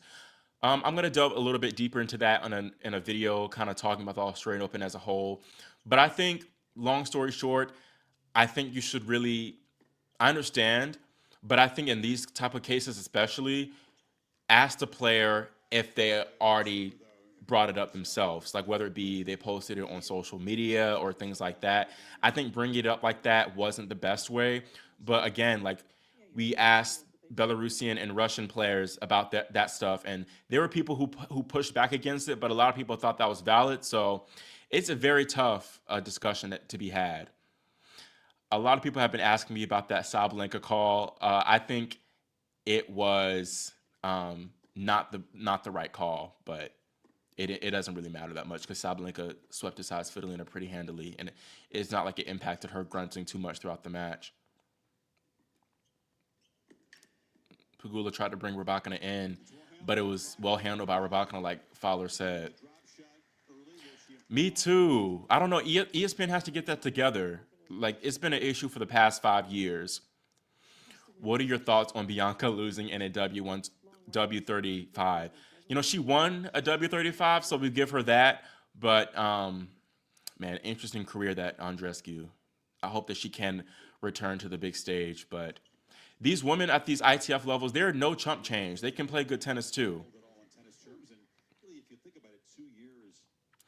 So, Monica, a few people have changed their nationality. Polina Kudamertova, I believe, is now representing Uzbekistan, and then Anastasia Potapova is now representing Austria. What is your opinion on this major semifinal between Sabalenka and um, a lot of people really have a lot to think about these handshakes. I really don't care that much just because I've been witnessing it, like the no handshakes and things like that. It's been an ongoing thing since 2023 or 2022 now. So that's just how it is, to be honest. I'm watching Stan Sports. I love Chandler Rubin. She always does a great job with commentating. A lot of forehand to forehand rallies, and Rybakina was able to get the good that forehand deep on Pegula and rush her. That's one thing I think a lot of this matchup will be determined by is who rushes whose forehand better and more. And I think it's going to be harder for Pegula to rush Rybakina's forehand because the slower court conditions. We'll see. We'll see. Good serve from Pegula. Ooh, that's a bad miss to give the break up to Rybakina. That's not good. So we have our first break. Our first break. And it goes to Rybakina. A good start from her. Yes, Elena lost the first set actually to Pegula in that WTA final semifinals. Kasakina is done. Oh, I hope she's not. I mean, she's a nice woman. I hope she's not done. I really hope she's not done. So we'll see.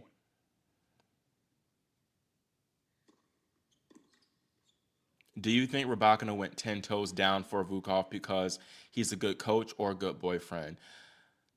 I mean, the athletic article did kind of pretty much expose that they were dating. So I think that's the answer. And I think I don't know if I want to get too much into this. I don't want to upset people, but I'll leave it at that. I think a lot of it was like romantic stuff, but I also do think she trusts him a lot as a coach. And I must say, I got to give him credit that it's been good ever since he got back from the ban. I think he learned his lesson a lot. So he's been better, at least from what it seems. There could be stuff going on behind the closed doors, but it could be better. But right now, this is not a great start from Pegula at all. Like she really can't. She's not really doing much at all. Where to watch live the match? ESPN. If you live in the U.S., ESPN. 9 now. If you are in Australia, yeah. Rumors say Sabalenka is the one who snitched. I wouldn't be surprised. I have noticed that they haven't been as cool or as like warm, lovey-dovey in their handshakes and stuff. So I wouldn't be totally shocked if that was the case. That's a good forehand from Pegula. She's got to use those advantages and try to take advantage of those Rybakina second serve looks for sure.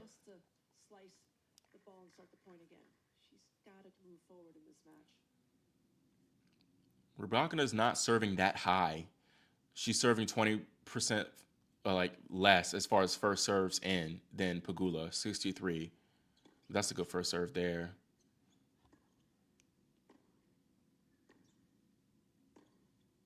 Forehand of ooh. She tried to change directions there, but she didn't have it quite there. Maybe a good chip would have been good on that last shot.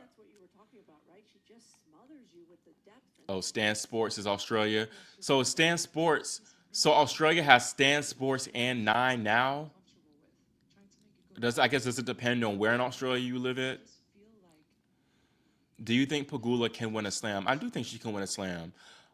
With how with, oh, I thought that was an ace. Was that a let? With how the match is starting now, though, I don't know. But she still has a good shot here. It's only the first set, so yeah. If Saba snitched, what a queen. That's funny. That's a good serve from Rybakina. Mm. Ooh. How she messed that note up every time. That's a good, yeah, like Mary Jo said, that is a good anticipation from Pegula, though.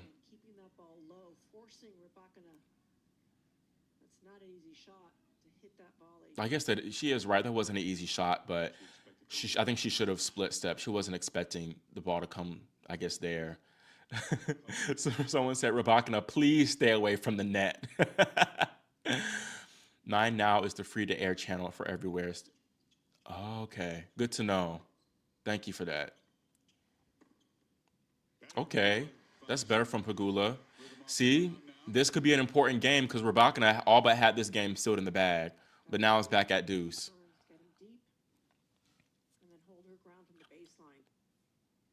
I'm worried about the potential of yet another blowout. That's just been the story of the whole second week. A lot of it depends on this game, I feel. If Rybakina wins this game, then I think she'll win the set. I'm confident in thinking she'll win the set. But if Pegula can manage a break, then this could get pretty complicated, and we could have a good match. So another second serve look. Let's see what she can do. Ooh, she missed it just long. I'm noticing the balls are sitting a little bit more on some of these players. It's interesting. And some of it, again, could be because Pegula has not yet played a night match this tournament, and she might need to adjust. And she complained about having to play in the night session, not having to play it, but just about the conditions when she lost to Danilovic here last year in the third round. But Rybakina is not firing quite well on her first serve, so this is a big missed opportunity for Pegula if she doesn't or if she doesn't break here. Mm. She's not getting that backhand return firing. That's like three missed backhand returns on the second serves in a row.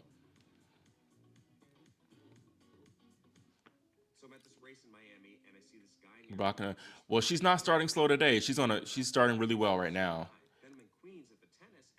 Fed's kids don't seem interested in tennis. If you had your last million to bet, would you bet Djokovic or Novak? Because his son does play tennis. I think Stefan is his name, so I could see Stefan playing tennis. It's like Pegula had a charisma bypass. Just man. I mean, she's just Pegula. She's chill.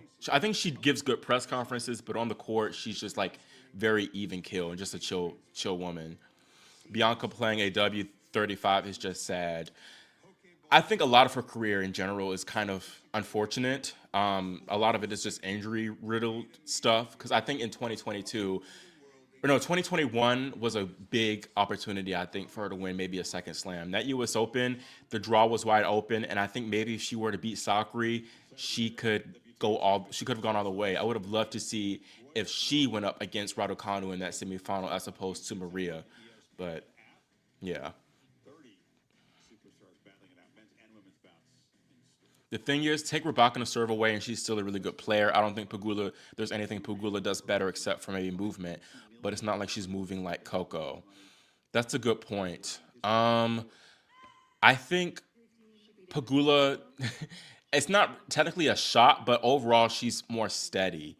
Because Rybakina, like Sabalenka, she can have those periods of where she'll go off the rails, especially on her forehand side. Like she can like kind of, I don't know what it is. Her timing gets off and she kind of shanks it a little bit. We don't see that as much with Pegula, so I think that's her edge. And maybe Pegula's returning could be a little bit stronger at times, but like you said, it is I think a little bit of a tough matchup if Rybakina is on her game. Yeah. I haven't listened to much of the Players Box podcast, to be honest. I need to listen to that, but I'm not surprised by this comment because she does seem to have a good personality from what I've seen. That's a good backhand from Rybakina. Rybakina's backhand is underrated. She has one of the best backhands on tour. Her forehand is good, like it penetrates through the court, but her backhand is really good, and she can come up with some incredible angles. Not only did Rybakina play night session against Kracheva, but even though it wasn't on Rod Laver, she played against Valentova at the night. So yeah, Pagula has not played one like you said yet. Thank you so much, Rebecca. I try my best. There you go. Like I said before, a mishit forehand from Rybakina, which she can be prone to doing a little bit.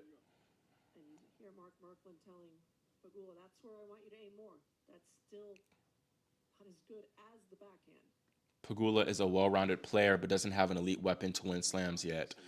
Hmm, that could be what is missing from her. I think she has improved her serve a lot, but her serve can be a little bit spotty, and I think that could be the difference maker in some of these tight matches, like being able to serve her way out of trouble. I'd say. But I think U.S. Open 2024 was her best shot. If she beat Sabalenka, I think she would have beaten Pagula. I think she would have beaten Anisimova, sorry, in that 2025 final. But of course, 2024 U.S. Open final, she was literally in the final, so that too. So she's come close.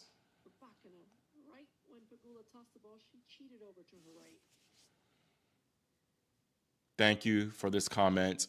Coco banning her. Oops.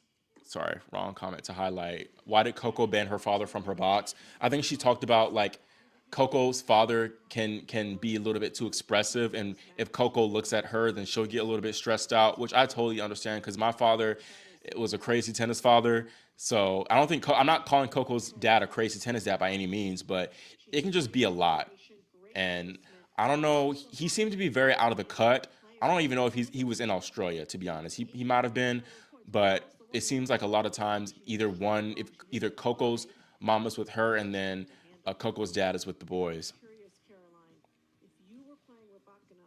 That's a good comparison. Easy, fluid power, and also like their demeanors, and then how they move across the court. But I think Rybakina is a better mover than Davenport because Davenport's movement, love Lindsay to death, but that movement was a definite vulnerable part in her game. That's a good point, and I mentioned that a little bit too. Anisimova and Keys both had shots at least taking a set against Pagula, but they were just too streaky and error prone. And I don't think Rybakina is going to do that. She's not as streaky as them. Simply put,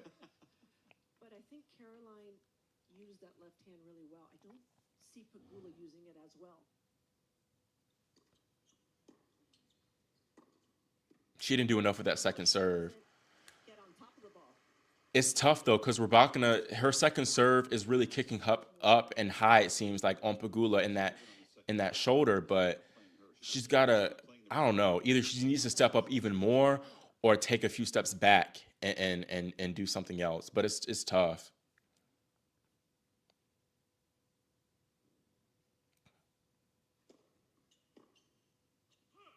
Mm. She's just not making Rybakina play enough on the returns. When is the right time to stop getting coached by a parent? It depends. I think the most successful one that we have or that we're seeing right now is Shelton and Shelton, Ben Shelton with his father Brian. I don't think that Stefanos Tsitsipas and his father is the most healthy relationship. They've been a little bit toxic, but I think eventually it comes time to where you might need to just move on from being coached. Ooh, that's a good pickup from Rybakina. Y'all, are we going to be in store for another straightforward semifinal? Oh my gosh, it's looking like that so far. But you never know. Pagula, I think, has a better shot at turning this around than Svitolina against Sabalenka. So we'll see. I'm not highlighting this comment, but one is about Sloane and needing to pack it up and have babies and get in the booth. Sloane, I was disappointed because she played well in qualifying for Australia, so at least she broke her losing streak at that level. But I was shocked that she lost to Pliskova, let alone a straight set. So I don't know. I hope that she at least gets a win, a tour level main draw win at any level, but really the 250 level and above. I think Jessie will have an inspired year and will surprise us. Not this Australian Open, but somewhere else. She knows time is coming. I had her winning the U.S. Open actually in my grand uh, preview for 2026, and I definitely can see that happen. I mean, she's made the semifinals or better the last 2 years. Like you said, I don't think it'll be this Australian Open, but she could turn it around, and you never know what could happen. But I don't think she's at that same high level compared to Rybakina, being totally honest.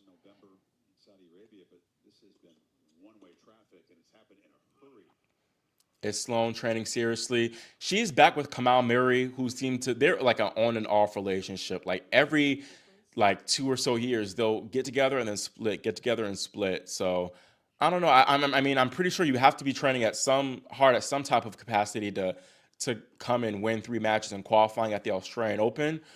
But I think she needs to train a little bit harder, and she still has potential despite being in her 30s. I just think a lot of it is her serve.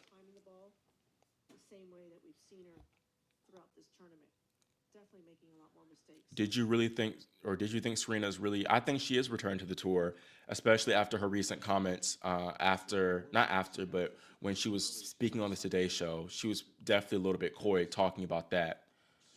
Who would I favor in the final between Sabalenka and Rybakina? I would favor Sabalenka because I did pick her to beat Rybakina in the final before the tournament, but I think Sabalenka is going to be really keen on revenge from losing in the WTA finals, and Rybakina could get. Mm, she's hitting well through these conditions. Pagula is just struggling to get it on Rybakina a lot.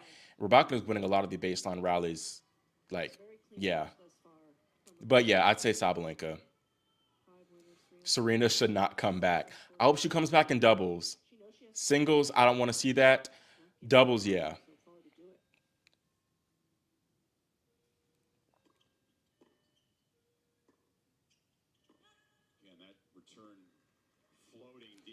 What's going on with that interview? Why be coy? Because I think she's coming back. I think if she wasn't coming back, she would say, no, y'all, that's ridiculous. She's coming back. She's coming back for doubles with Venus for one last ride. That's what I think. Serena got her Ozempic body, and she's coming back for her throne. Let's go. Just because she's thinner does not mean that she'll. I'm worried about that Ozempic. I don't know. That row, that GLP-1. I don't know about that. I agree. I think it'll be a Williams sisters doubles farewell for Venus. Honestly, that's what I think.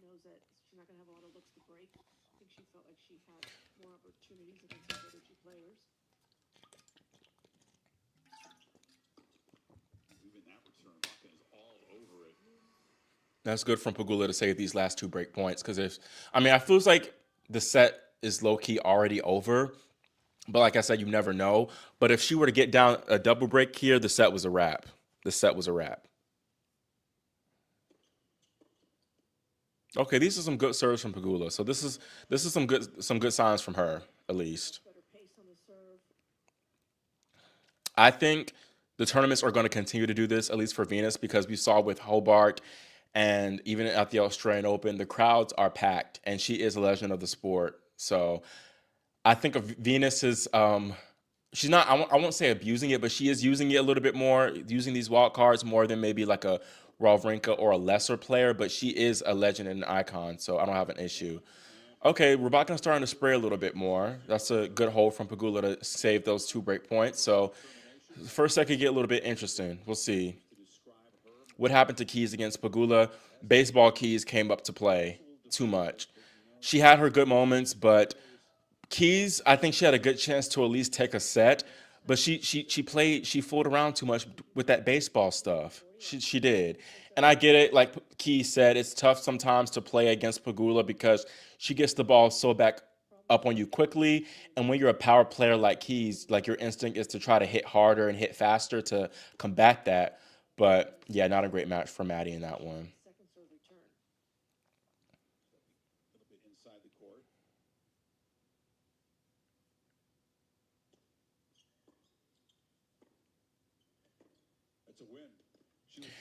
Chris Fowler, you keep spoiling the result, but that is a good shot from Pagula. So momentum is looking like it's starting to shift in Pagula's favor a little bit. A little bit. Rybakina needs to start finding those first serves a little bit more. Her first serve percentage is at 53%, which is not great compared to Pegula's 70%. And her first serve percentage was not great against Świątek as well, but Iga, her return was poor against Rybakina in that quarterfinal. Another missed first serve. This is Pegula's chance to come back in this set.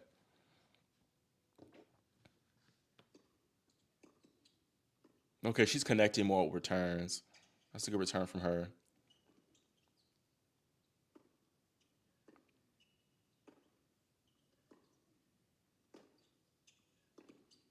Ooh. Yeah, when Pegula is on the move, like she tries to pull the trigger a little bit too much. And I get it because she feels like she's so out of position and can't do much with that shot. But I think she maybe should have like chipped and used a more defensive shot on that one. Thank you so much for this comment. It means a lot. Yeah, Stan would be too, but he is not at that quite level as a Venus. I'd say as far as like being an icon. My biggest regret is not seeing Serena play in person. I wouldn't mind a brief return to singles. That's a good shot from Rybakina. I get that. I was blessed enough to see her play in person in singles, I think two, three times. I saw her play three times in singles. 2012 US Open final, which is traumatic for me because I watched that match and when Serena was losing, I was starting to cry and my dad didn't want to see me cry, so he's like, let's leave. And then she came back and won that match. I was so upset.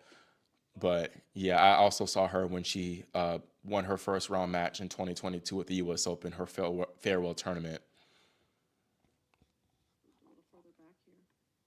Listening to play by play. I'm sorry you can't watch. You're not really missing too much so far, though, to be honest.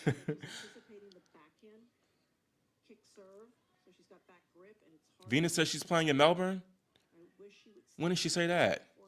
I wouldn't be surprised. I feel like Venus is gonna play until 2040 at this point. Like she's gonna keep playing. She's gonna keep getting them wild cards into singles when she is 62 years old. Rybakina needs to expose, or Pegula needs to expose Rybakina's lateral movement. Right now, is Rybakina is exposing Pegula's movement. So that's a good point, but it's easier said than done sometimes. I mean, but she can do it because it's not like Rybakina serving her off the court.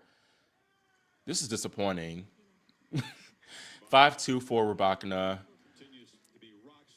This is interesting because Rybakina is only serving at 52% first serves in, but she's winning 82% of her first serve points and 80% of her second serve points.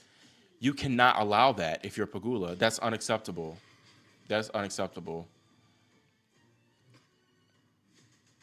She needs to make that nickname, Rybakina, move laterally, forward and back. Yeah, maybe some drop shots in there too.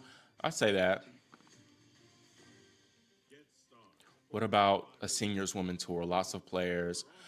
I don't think that Venus and Serena would want to play a seniors tour. They podcast and they venture capitalists and all that type of stuff. They're not doing seniors tour. It is. It is. She is really struggling a lot with that second serve. And that's surprising. I guess her coaches didn't prepare her enough for that, or she didn't prepare enough for that in practice because she is struggling a lot with it. A lot. Do I think she could? Yes. Do I think she will? No. I think at this stage she's too confident against the top players. But this is her first slam semifinal in a year and a half, so you never know. I wouldn't mind being a coach, honestly. I could see myself maybe doing that. But coaching is tough.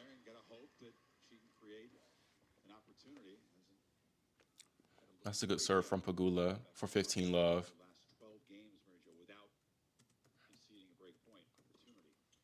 Pegula is 5'7", so close.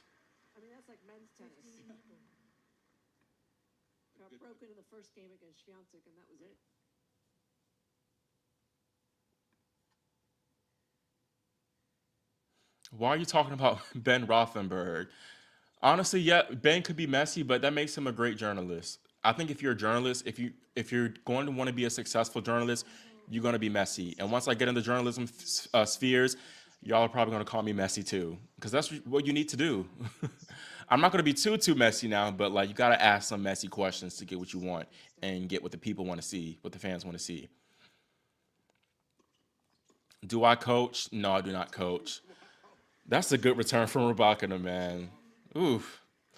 Do I coach? No. I don't know. I keep repeating myself. No, I do not coach. I don't even play. I do play, but I need to get back playing and coaching. I need to get back playing more. But I did used to coach people, little juniors at that. Um, who would you coach in the WTA top 10? Um, hmm. I think Coco or Iga, I'd say. Those would be the most interesting prospects. If you want to coach in women's tennis, you need to get a PhD in psychology. Yeah, I mean, even women's or men's tennis. If you want to be a tennis coach, period, you, you gotta be really prepared to deal with a lot of stuff in form. Good hold from Pagula to at least make Rybakina try to surf for it. So we'll see. We'll see if Rybakina feels the nerves here. Do y'all think she'll feel the nerves? Do y'all think she'll close it out? I think she'll close it out.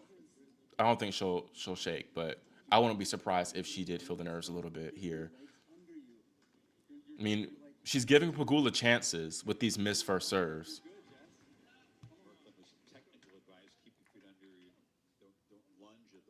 It is the worst job security because it's like a revolving door. But they seem to like stay employed though. Like if they are out of a job, they seem to find something. At least a lot of them. But yeah,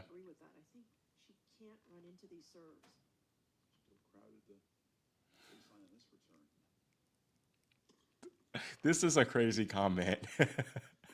Your natural Southern would do is crazy. A missed shot from Rybakina. Okay, love 15 there.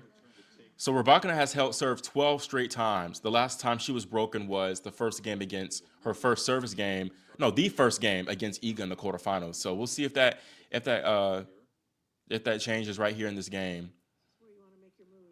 That's what I was thinking. I'll help with her forehand. I think a lot of times she like pivots away a little bit too much. It's like her hip, like she turns her hip a little bit too early instead of staying with it a little bit more on that forehand. So I think that's one thing on Iga's forehand. Please go coach Parks and focus on her footwork. Pagula cannot miss these returns. This is the biggest thing in this match. Like another second serve return miss. That time on the forehand. Like what's going on here? Like yeah, like Mary Jo said, like back up, do something different. I fully agree. This won't cut it against Sabalenka, and I think Sabalenka will be better prepared. That's a good serve from Rybakina.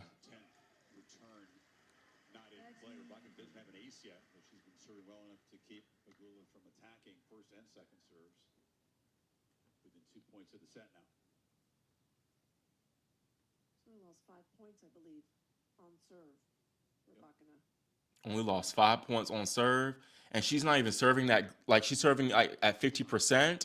This is the story of the match. This is the story of the match. Let's see what she does with this second serve. Will she miss it? She did. She missed it again. How's she missing all these returns? Like, what is going on? Like, she got to blame the conditions or something. I think she'll blame the conditions in the press conference. Y'all are telling me to coach Alicia Parks. Please.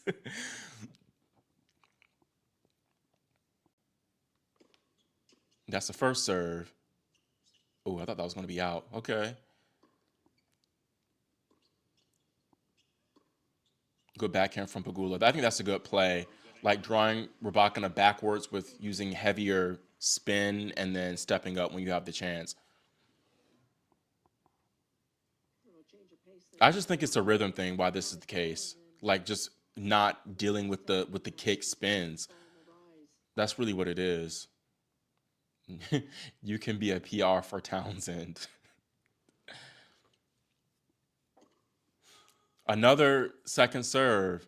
Now Pagula, if Pagula misses the second serve, it would be so poetic. Y'all need to stop with this Alicia Parks stuff. I'm not Coach Alicia Parks. She made that one. She made that one. That's good. but it wasn't enough. She didn't do enough with that. That's a good set from Rybakina. She sure will curse me. She will curse you out. And Alicia, I talked with her dad in Austin. I was hoping to interview her, but she lost her first round match. Apparently, her dad is coaching her, and I know that Jeremy Chardy was formerly working with her, but it's her dad right now. So, yeah.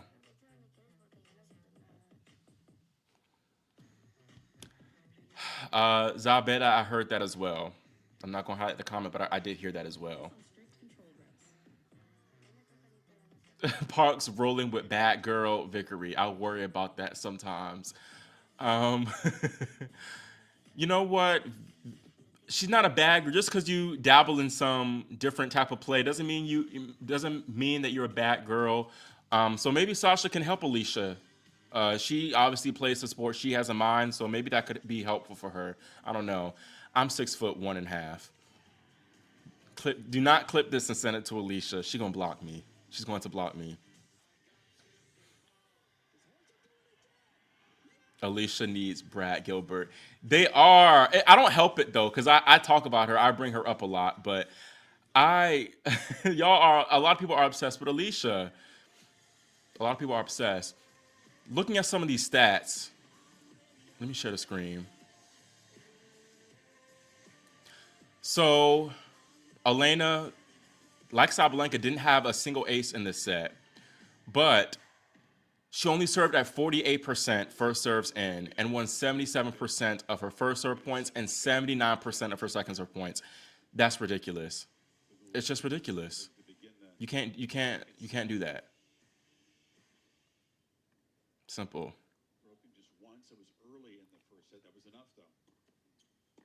The matches are not giving. And to answer this question, I do bring her up a lot. I need to probably stop that. um, has this been the least exciting slam?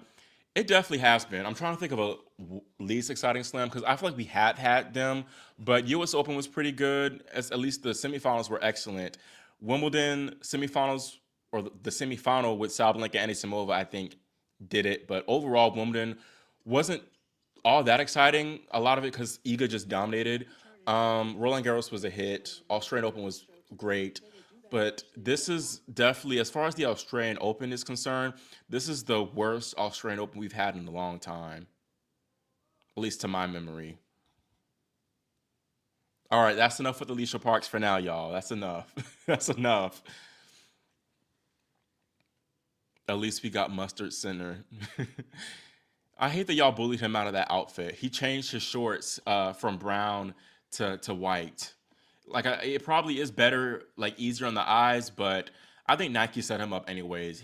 They were much better outfits he could have wore. But I'm gonna get more into that for the fashion video. Yeah, this is better from Jesse. Like it could be closer. Like Rybakina, she's playing good or playing. Yeah, she's playing good. But if Jesse just she seems to be holding on to her serve much better. But if she actually takes advantage of those second serve looks that Elena is giving her, then she can take it.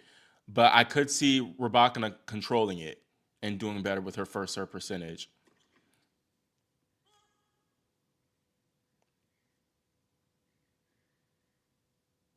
2024 U.S. Open, was that a bore? Um, no, I don't think it was. I don't think the 2024 U.S. Open was that bad. I think the final was really good. It was one of the best straight sets finals I've seen between Sabalenka and Pegula. But on the men's side, it was boring. It was definitely boring on the men's side. Oh yeah, that's true. That was very true. The 2024 Australian Open was poor because that was besides really one of the only highlights was Coco against Aryna in that semifinal. But other than that, it was bad. I think if Iga hadn't lost to Noskova, it would have been more interesting because we could have gotten the Sabalenka Swiatek final. But that was not great. I remember that too. I just remember that I complained about the 2024 U.S. Open. You're a real one for remembering that because I was just thinking in my head, didn't I trash the U.S. Open that year? So yeah. But yeah, like the men that year in 2024 U.S. Open was not good. Is Shinwin ever going to recover her form? Yes, but she has to recover her health first. She's been unhealthy for a while. She should not have played Asian Swing in 2025. Sloan defeated Kazakina in 2024. Do you not like Kazakina? Was this the same person that said something shady about Daria Kazakina before? Sloan should have beaten Colin Sky in that tournament too, and gone on a little bit of a run there. When is the last time both finals ate at a slam? Um, 2025 Roland Garros, but at the Australian Open the last time both finals ate. Mm, mm, it's been a minute. I think maybe 2017. Well, no, 2018 was definitely good on the women's side. 2019 was a dud on the men's side. 2020 was good on the women's side. Was it good on the men's side too? I think 2020 was it. I'll say 2020. Do I think the men's matches will be good? I'm expecting a straightforward match between Djokovic and Sinner. Although Djokovic could surprise us, maybe, but I don't know. I don't know. But with Alcaraz Zverev, I think that's going to be entertaining at least. I'm telling you, Rybakina's backhand is underrated, especially that cross court backhand. You do not want to leave that ball sitting because she's going to make you pay. I like that. That might be the best match of the tournament on the men's side, at least in the second week. Not might be, it is the best match of the tournament on the men's side in the second week because we haven't had much at all otherwise. But Musetti, who did he play? Fourth? No, I was thinking about Musetti Mahatch, but that was third round.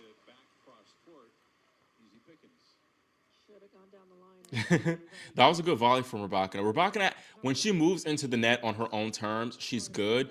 But when she's drawn to the net, it can be, and that's maybe something Pagula needs to do a little bit more, like maybe draw her in with either drop shots or short slices to get her in there. But yeah, another second serve look. Rybakina's serve has not been good this match. Her first serve has not been good as it was against Iga. That's not enough. I mean, actually, it was enough. She missed the return. It was enough, but it didn't look that great.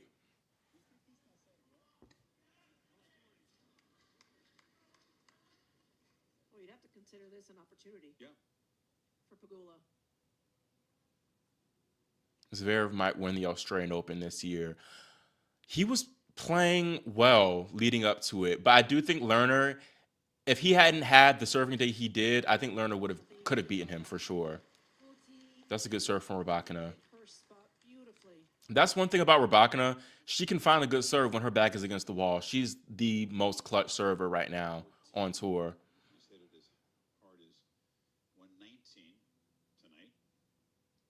How would Sabalenka cope versus compare versus Serena? Is she already number two all time? No. I think right now Iga is above Sabalenka in terms of like, I mean, she has more slams than Sabalenka and more titles, so Iga is still above her. But all time, no, because you got to think about Steffi. Martina is also overrated a lot. But as far as modern players, like active players, or at least players in the past few decades, I think it's Venus is in the conversation. I think really Sabalenka, that's a better conversation of if Sabalenka, if she wins this tournament, pass will she pass Sharapova? Although Sharapova has the edge with her completing the career slam. But Sabalenka should have completed the career slam already, if we're being totally honest. Rybakina's serve is always less potent in night matches. I mean, I don't think it's about. I don't know if it's potency. She's just not landing it. That's the thing. Like when she lands it, it's fine. But that is true. Like it doesn't go through the court as much in the nighttime. So yeah, but she just can't land one to save her life. But it's not impacting her that much. Come on, Carlos is winning the whole thing. I had Carlos before the tournament winning it, so I'm going to stick with him. He's been playing, I think, the best out of the four semifinalists. So I think Carlos has a very good shot. If Carlos wins, I wonder how Juan Carlos feels. I would be kind of salty if I were Juan Carlos. Maybe it's because I'm a little bit of a envious person myself, but if I, ooh, that's a good gift from Rybakina. Her movement has improved a lot. That forehand on the run. But if I were Juan Carlos, um, I would be upset. I'll be upset. If I'll be happy for him, but like I'll be a little bit like salty. Like I'll be Venus when she watched Serena win 1999 U.S. Open in the crowd. Yeah, I meant to say underrated. I didn't mean to say overrated. But Martina, she won 18 slams, but she was also up against Chris Evert. They split a lot of the slam count, so if it weren't for Chris, then maybe she could have had a higher slam count. But you also got to think about her doubles dominance too, and then her dominance at Wimbledon. That Wimbledon title, it probably won't be broken on the women's side. So I mean, I got to do a deeper dive on Martina too, and on the older players, and see really how good they were in the context of it all.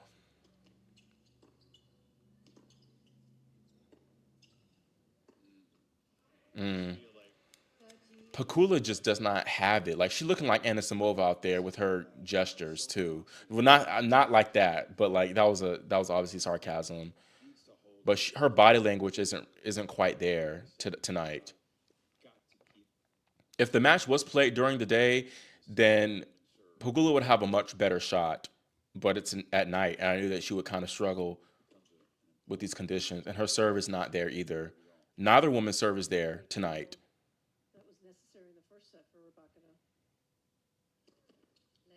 Almost a double fault. Pliskova and Rybakina are low key the same people. That's a good comparison. I think they have similar like statures, both being kind of tall women and both being known for their big serves and their somewhat flatter ground strokes. So I don't mind that, but I do think Rybakina at this point is a better mover. Mm. She should have did more with that volley, Pegula, and now she's down or she's facing break point. This could be the end of the match right here if Pegula does not save this break point. Elena is going to win the whole thing. She's going to need to serve better against Sabalenka, and I do think Sabalenka is in slightly better form. So to answer this question, I would go with Sabalenka right now. Rybakina is way better than Pliskova. I mean, she had slam on her arm, no slam on Carolina arm.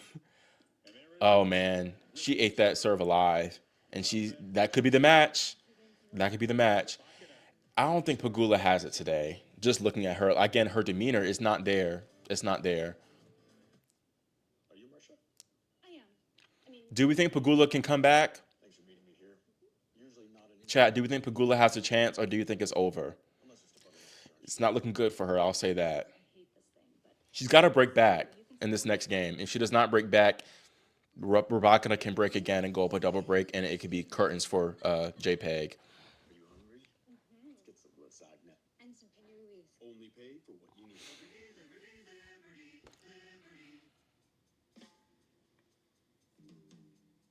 Y'all are saying y'all are saying it's over for her. No, it's over. She is deadpan today. She doesn't have it. I don't think she has it. Super Bright believes in her. So Pagula, you have Super Bright behind you. It's over for her. Put the rackets in the bag. Pagula will come back from her sit from her sit down. Yes. Do you mean sit down or just sit down, like sitting down on the changeover? Yeah, like Abigail said, yeah, there's it ain't over until Fat Lady sings. So Elena is pushing hard towards the final. Yeah, she looks like a different woman compared to her of 12 months ago, just like aura wise and mentally. I did see Serena in her Today show, or at least a clip of it. And like I said earlier, I think she is coming back to the tour based on her comments. Good first serve out wide. Yeah. Mm-mm. I haven't seen Pagula this like out of it in a while. Like I don't think she believes really that she can win this match. I think she'll come back in doubles, not singles. So not quite because the Australian Open has scheduled their women's semifinals to be at night. I think since 2023. that's been the case. So no, it's been a thing. We always knew this match was going to be at night. So it's not like a deliberate thing from the Australian Open. 14 straight service holds from Rybakina with this low first serve percentage is crazy. That's a testament to how solid her other aspects of her game are, though. She does look dejected.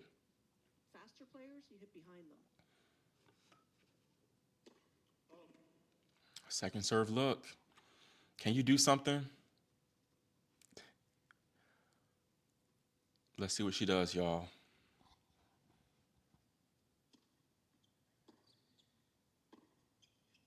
She didn't do much, but it's okay because she. Okay, I'll give her a pass. That was a good backhand. She got it deep on Rybakina, but that's the thing. She has not been able to do that nearly enough at all in this match. Nearly enough. That's the problem. Again, I'm like a broken record. If this were during the day, I think she would be have a better shot at rushing Rybakina's forehand. But Jessica's own forehand is not penetrating through the court nearly enough for that. So that's the problem. Do you think Pegula hitting it down hard down the middle is a good plan in this match? Um, hmm. I mean, I think just hitting it hard deep is the plan. I don't know if it's down the middle. It's just deep. Like that return was good, although it was more or less in the middle. But it's just depth is the biggest thing with her. But yeah, I think getting her like pulled out wide can be better too.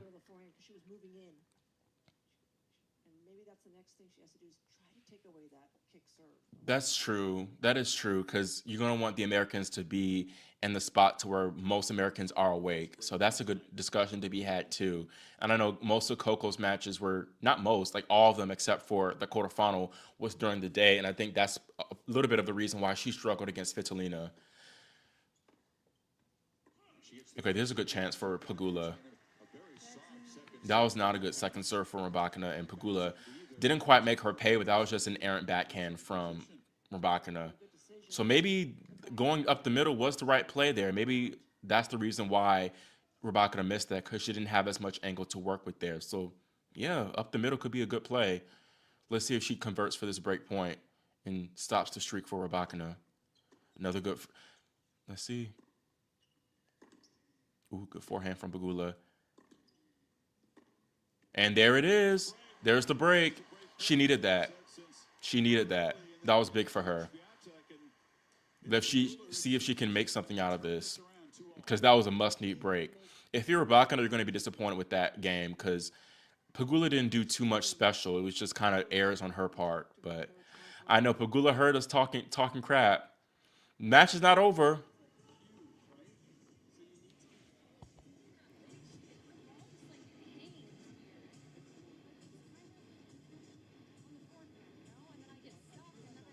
Pagula's talking to her team saying the ball hangs. I don't know what that means, but ooh, that would have been a good play if Rybakina land. I mean, if Pagula landed that drop shot.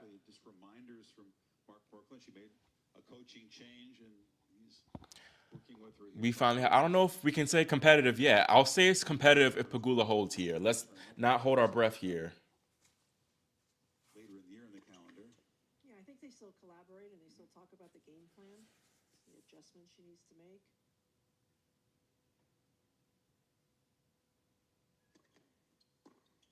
Mm. That's not even a bad second serve from Pagula. But you can't. Like, Rybakina's backhand is money. It really is. Pagula's like needs to make first serves. Like that's a necessity for her. Really. Yeah, consolidating the break is the most important thing. That's a good pickup from her though, 'cause that was a strong return from Rybakina right up the middle.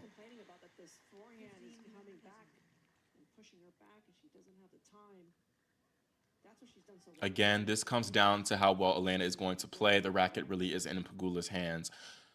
With how Pagula's playing right now, I'd say so. I think she's just not giving herself many chances with how right now, right, she's not serving that great, but her returns also are really hurting her, and she feels rushed on her forehand, which is not great, and she's being pushed all back behind the court.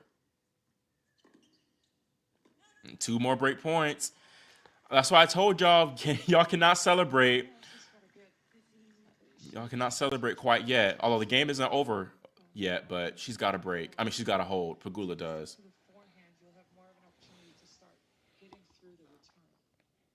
Pagula has only won 6 of her 15 second serve points.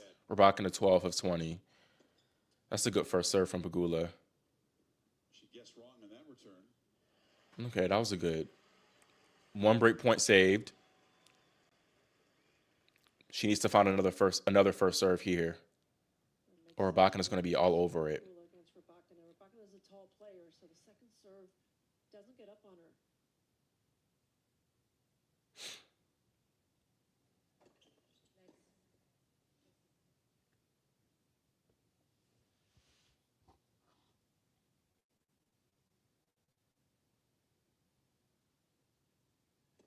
Good serve.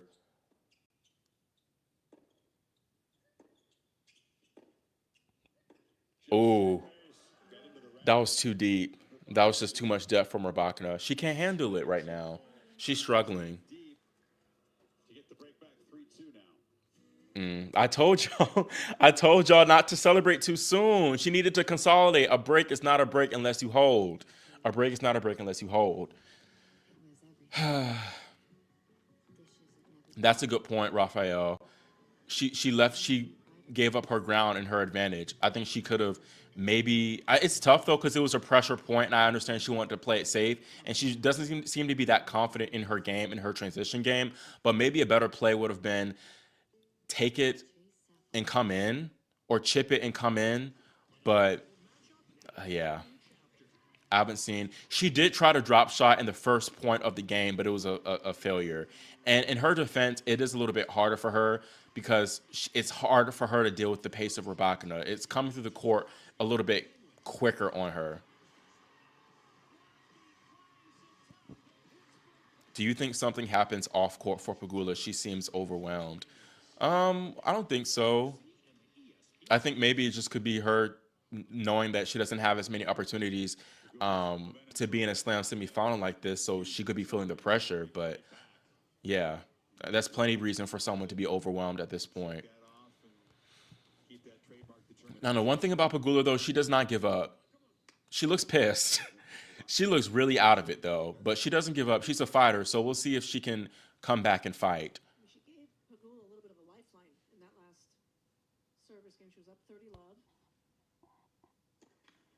Rybakina is still struggling with that first serve percentage. That's not going to get like she can't afford that against Sabalenka in the finals if she does close this out against Pagula. That was almost a double fault.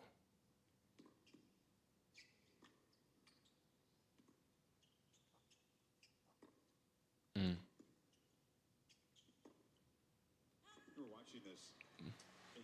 Yeah, it looks like Pagula's strategy right now is to kind of to just retrieve and get as many balls back and play it out and hope for Rybakina to miss.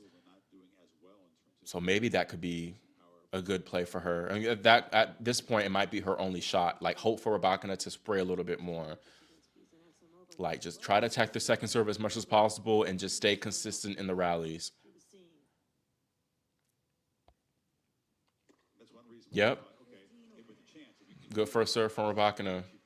Like if Rybakina actually fired on her first serve, she would be up 4-1 right now, and it would be game set match pretty much.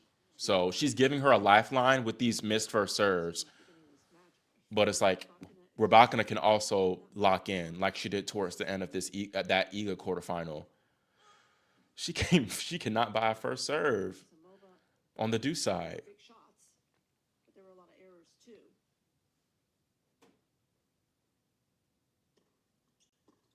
Good return. Mm-mm.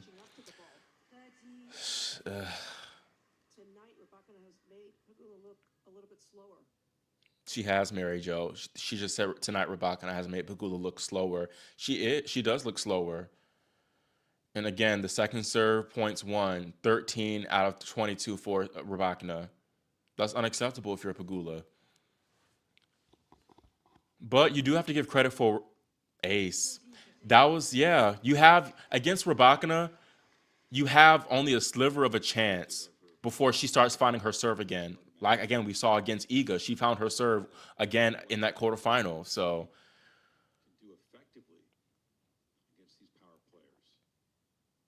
yeah, Mary Jo's one of the better commentators. Good first serve from Rybakina. Ooh, she overcooked that forehand, though. Mm. Like, again, Rybakina's playing solid, but I think right now Sabalenka's playing a little bit better.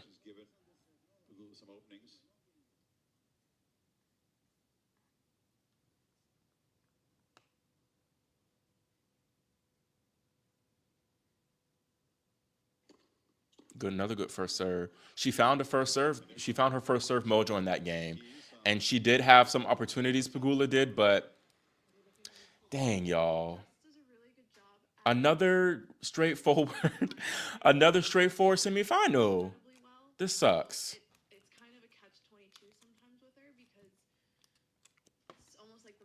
Sabalenka should win, but she was 1-3 against Rybakina in finals.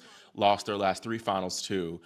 That's a good point. But I do think Sabalenka tends to, they tend to also like go back and forth with their results. Like Sabalenka will win one, then Rybakina, then Sabalenka. So I think that'll help Aryna that she lost her last one against Rybakina at the WTA finals, and she has more of a chip on her shoulder.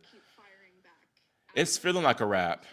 It is. It is feeling like a wrap right now. This is tired.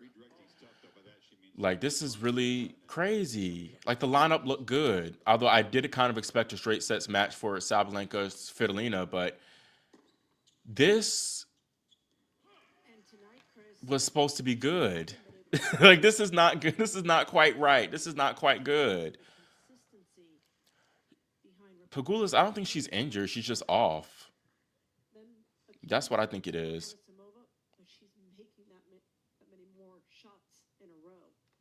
She's just not quite there.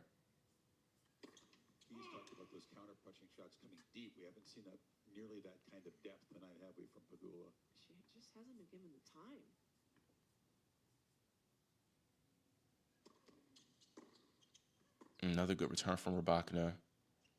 She's on the move again. Mm, that's too good. Pegula has really no say in this match right now. None at all. None at all.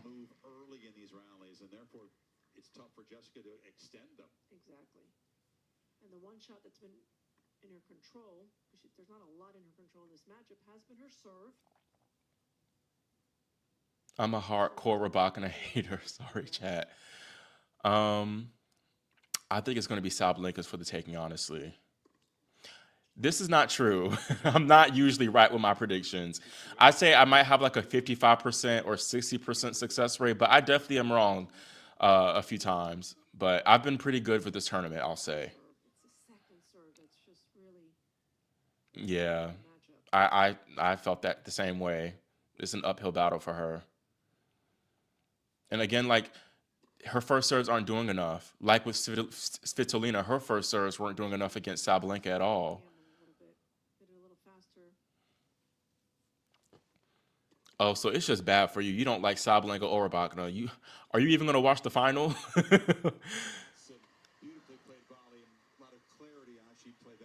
Pegula doesn't have an A game to bring, B plus at best. Uh, hmm. I mean, she did play. Her best match was against Kessler, but a lot of her like these matches that she's played against these Americans like Kessler, Anisimova, Keys, she did get some help from them not being in great form. I must say that. So I think if those players were a little bit on the money, then I don't quite know if we'd see her in this semifinal. Just being totally honest, not take anything away. I mean, I did kind of take stuff away from her in saying that, but that's just the truth of the matter. I think honestly Zverev has a good shot with how he's serving because it's going to be tough to break him. That said, I think that Alcaraz and Sinner, if it comes to it, will have a lot more success on the return going up against Zverev. But yeah,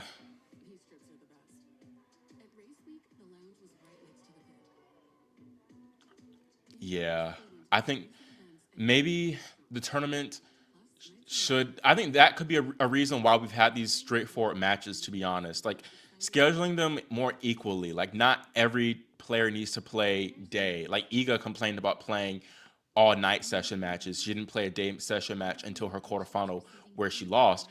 I don't know if we should blame like her losing, but that could be a part of it.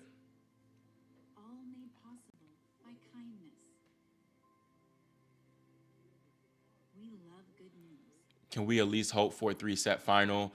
Um, I might predict Sabalenka in three, but I could see definitely Sabalenka taking like a 6-4, 6-4 type of win just to put the cherry on top of a very underwhelming AO tournament, being honest. I think in a recent interview she did, then yeah, I think they will play together more. So I think that would be a good team.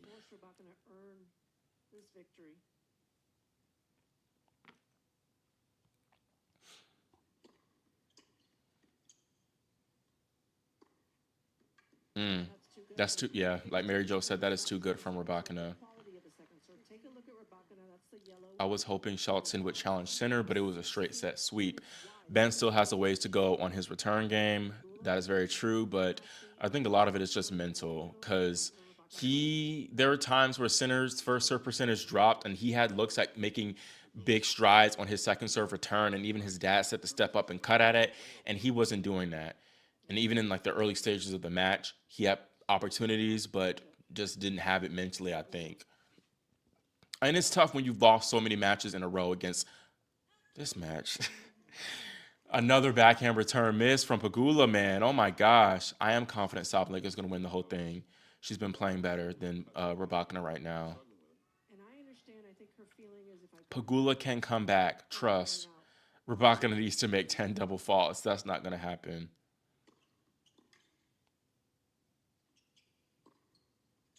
See, Pegula, I mean, Rybakina has found her first serve now. So it could be tough for Pagula. Is Taylor Townsend and Naomi Osaka, will they play doubles? I don't think Naomi's going to play doubles. I think it could be helpful for her, but I think Townsend takes doubles a little bit too seriously compared to. No, I think, yeah, I said that right. Townsend takes doubles far more serious than Naomi would. I think Naomi would try to treat it as more of like a extra practice prep. But I mean, they could play like maybe like Indian Welsh or something like that. I think that could be good for Naomi in her game. Backhand is Pagula's bread and butter. Yeah, but it hasn't been that great today. And Rybakina's backhand has been much better than hers today, and that's been another reason of why. Um, yeah. Okay, that's good from Pagula. What do you think about having the women play best of five from the semis onward? Um, I mean, I think it could be good. I honestly think there could be revisions both ways, like having it be best of three for the men's up until the quarterfinals or the semifinals, and then maybe the same for the women. Too good for Rybakina, man. Yeah, it's Sabalenka Rybakina finals looking like that would be the case. But anyways, I think that if it were that way, then we would completely get rid of the whole, not completely, but mostly get rid of the whole women don't deserve equal prize money in slams conversation. But I think it would give fans more for their buck, I'd say. But personally, I'm not the biggest fan of best of five tennis because maybe my attention span unfortunately has waned. But a lot of times, if the best of five match isn't hitting quite right, then I'll kind of that's too good from Rybakina. That return, man. Wow.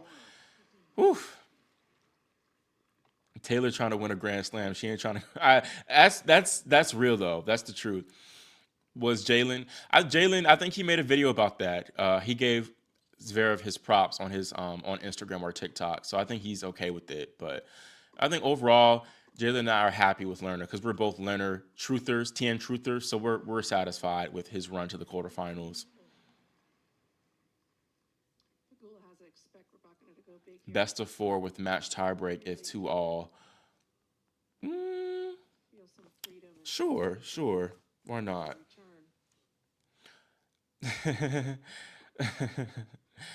Anyways, others. Sorry. Pegula is the smartest player. She just doesn't have the athletic attributes. Um, I don't know. I don't know if it's athletic attributes, maybe more power. She is smart, but I think a lot of it, yeah, I guess that goes hand in hand with athletic attributes, like more power, I'd say.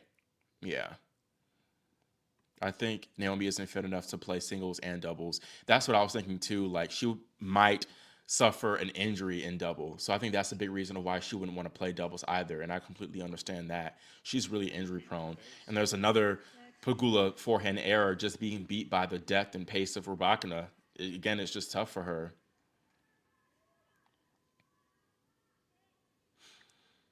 Um, why don't I apply? So I actually, y'all getting an exclusive. I actually worked for Tennis Channel last year, like for a little bit, but I don't work with them anymore. And I'll leave it at that. um, are you taking 10 or Joao? I mean, they're not playing. But I mean, if you're asking like as far as who do you think will have the more successful career, then it's tough. Before I would say Joao, but Lerner has me thinking maybe with this run otherwise. I don't know. It's going to be tight. I think Lerner has really impressed me a lot with this run. Like he's really evolved his game nicely.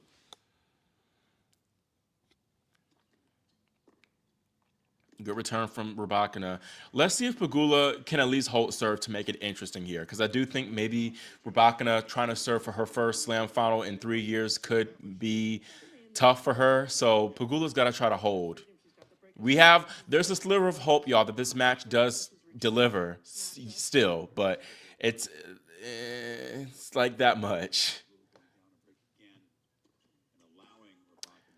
Yeah, it's unfortunate that so many of these young stars are succumbing to injury, like Fonseca, Draper, Feast. Uh, it's just so many. Musetti. It's unfortunate.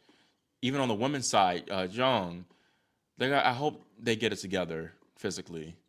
Okay, Pagula's starting to run Rybakina. Oh, I was just about to give Pagula props for getting Rybakina on the move and actually like dictating, and then she gets a backhand error to give Rybakina match point.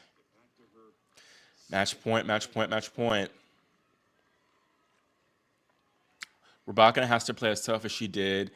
Yeah, and at this point, I think she's going to need to serve a lot better than how she has been this tournament. We all miss Archer. We all miss Archer. Okay, this is a good point from Pagula. That was a good point from her. She actually is starting to push Rybakina back now.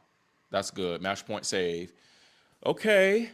Are we witnessing the start of a comeback from match point down, y'all? Are we getting in a repeat of Keys, Swiatek last year? I know I'm reaching. I'm just trying to make this push the narrative. That's a good serve from Pagula, but Rybakina got it right back. Backhand wide. Pagula's playing well now. As soon as I said that, she missed a forehand long. I'm a jinx. Like she's actually playing better though, but Rybakina's matching her, and she's not getting those free points from her serve. That's another thing too. Game. Are y'all saying the match is over? Yeah. I'm probably behind on the stream. Is it over? Let's. It's probably over, but let's look at it now live. She missed the first serve. Don't double fault on match point, Pagula. That would be tragic. Don't do that. Okay, she made the serve. Okay, it's not over yet. It was close. It was close. Two match points come and gone for Rybakina.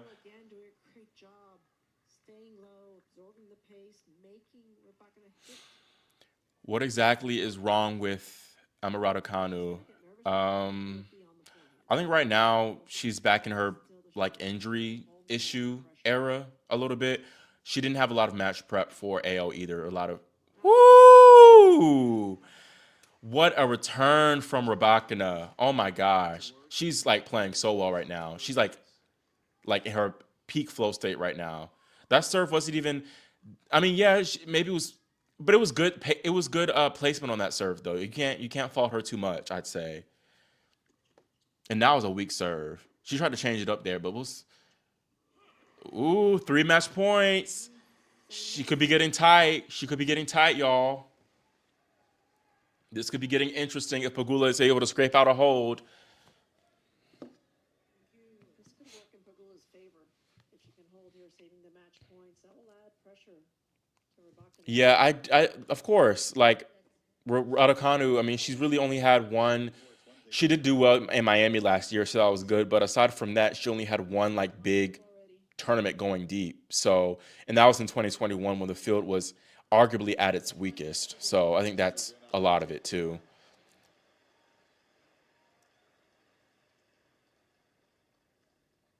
Yeah, I mean, I think at best she can be a consistent top 20 player because when she's on, we can see like she pushes the best of the best, like Sabalenka. But okay, that's a good hold from Pegula. It could be getting interesting. 3 match point save. That's a good effort from Pegula. That's a good effort.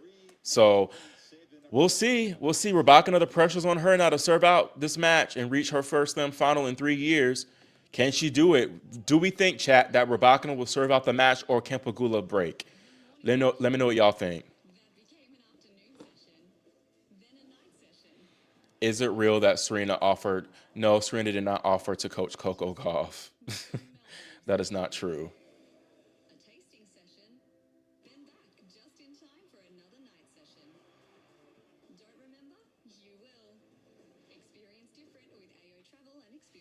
Yeah, she told her how to smash the racket. That was what that was. Let's look at some of the stats because I do think Rybakina has improved her first serve percentage. She has a little bit. Like in the first set, it was at 40, not 48. In the second set, it's at 63. So she's improved her first serve percentage, and I think overall, Pegula has served better. And let me share my screen actually. So Pegula deserves props because she is only allowing Rybakina to win 33% of her second serve points. So she's doing better, but on the flip side, she's struggling with her second serve points won, and it looks like she just won the first point of the game too. So it's getting interesting. It's getting really interesting right now. Let's see how she won that first point. Who are your favorite players to watch of all time? The Williams sisters. I'd say that's a good shot from Pegula. Wow. Did Serena and Sloane have a good relationship? Look up Serena, I made you tweet. But they did not have a good relationship in 2013. But if I think it got better towards the end of their careers and they became more cordial. But I don't think they were ever really cool like that.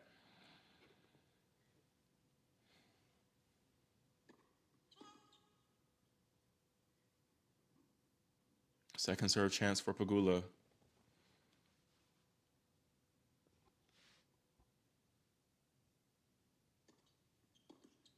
Ooh. Wow, that was a good return for Pegula. This is interesting now, y'all. We could be getting a comeback. That is a really good return. That's by far her best return of the match. Beautifully, didn't get above her head. What a time.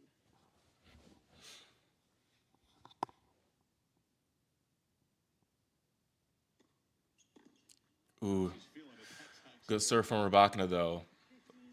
It wasn't all that good. Pegula still could have, really should have done more at that, but yeah, that's a can't miss return really. I like that she's being aggressive.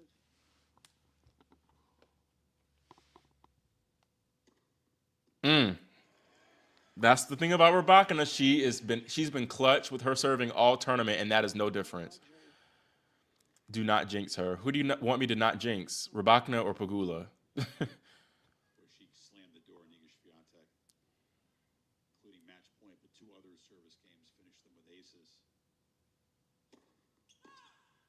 Second serve look again. Showed some tension off the ground. She'd love to be able to finish it with quick serves here.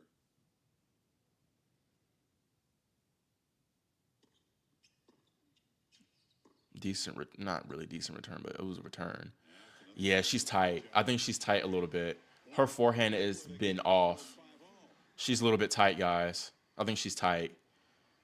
After having the match points, and they were really on her racket, she missed two pretty straightforward forehands. Can Rybakina find a good first serve to get her out of trouble? Because right now, I favor Rybakina. I mean, I favor Pegula in the baseline rallies as things extend.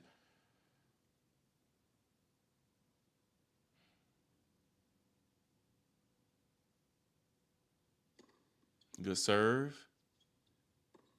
And there it is. That we have a match. Now we have a match. Now we have a match. Yeah. This could get very, very interesting. This is going to be a big test for Rybakina and her mental.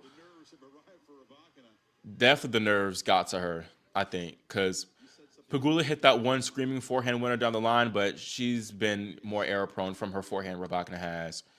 23.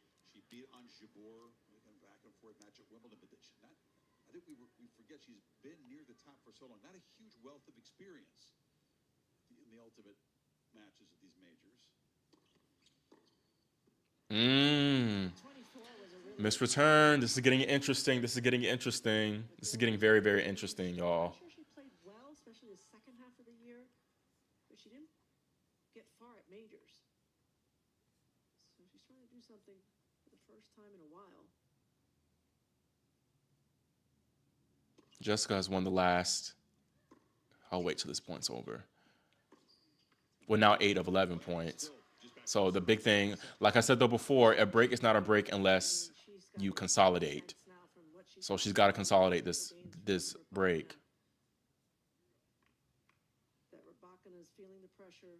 Her level has dropped. The forehand started to miss.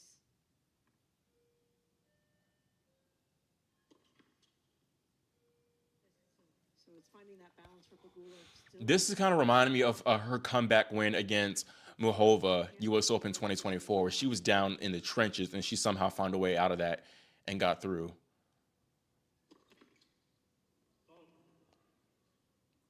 If Pegula holds, but it's a if.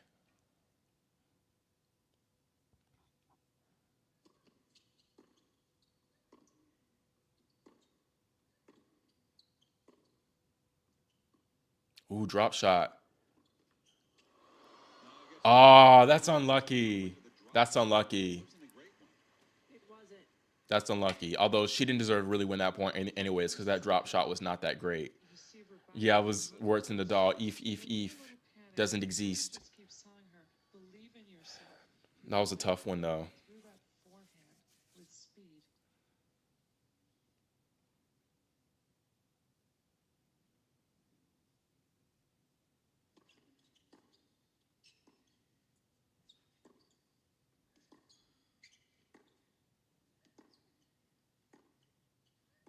These rallies are getting much better. That was too good from Rybakina. Yeah. This is a good recovery from Rybakina. Pegula just played the backhand too much in that point. I mean, you're playing to her strength right now. Where she And that's a good point for Mary Jo. I think Pegula was playing too much to the backhand because Rybakina's forehand is the more hit or miss type of shot. have to force Rybakina to beat you with the shaky shot. Two great chances to give herself another opportunity to serve it out. She's also struggled to find her first serve in this game in particular, too.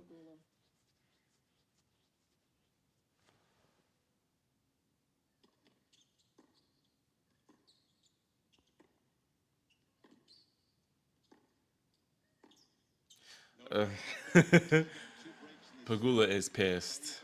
Writing Jazz, why would you do that? You're just trying to stir up drama for this question. Do we think Rybakina serving it out this time? I think she will.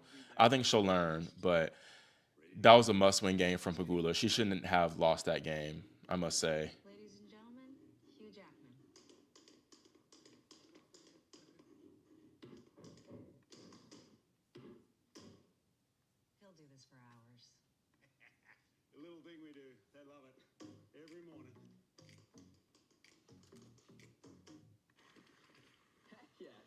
a sweet dentist on Doc.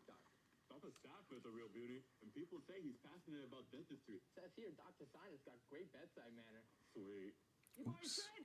Never mind. Dr. Sales on 33rd. Hold on. We could practically skate there. Does he take our insurance? Sure does. That's super important. Maybe Elena will start missing again. Maybe, but I don't know. You've got options. Book now. I think Rybakina closes it out this time. This was Jessica's opportunity. And granted, it wasn't the biggest opportunity because Elena, giving credit to her, she did hit her forehand better in that game. But, yeah. Sabalenka would have probably rather Pegula in the final over Rybakina because she does have the better head-to-head record against Pegula. And she's beaten her in multiple slam finals. Or no, just one slam final, I mean. But multiple slams, so... Second serve opportunity here for Pegula on this first point of this 6-5 game.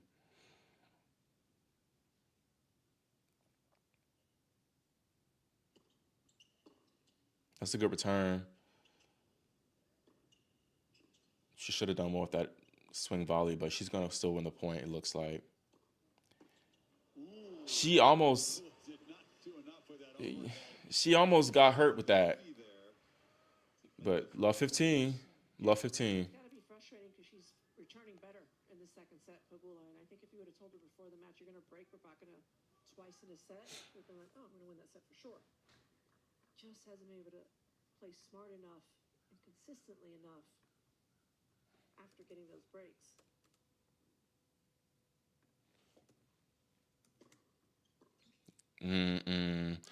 That wasn't even that great of a serve from Rybakina, honestly. You can't miss that if you're Pegula. You just cannot. She's been struggling kind of with her forehand return all match.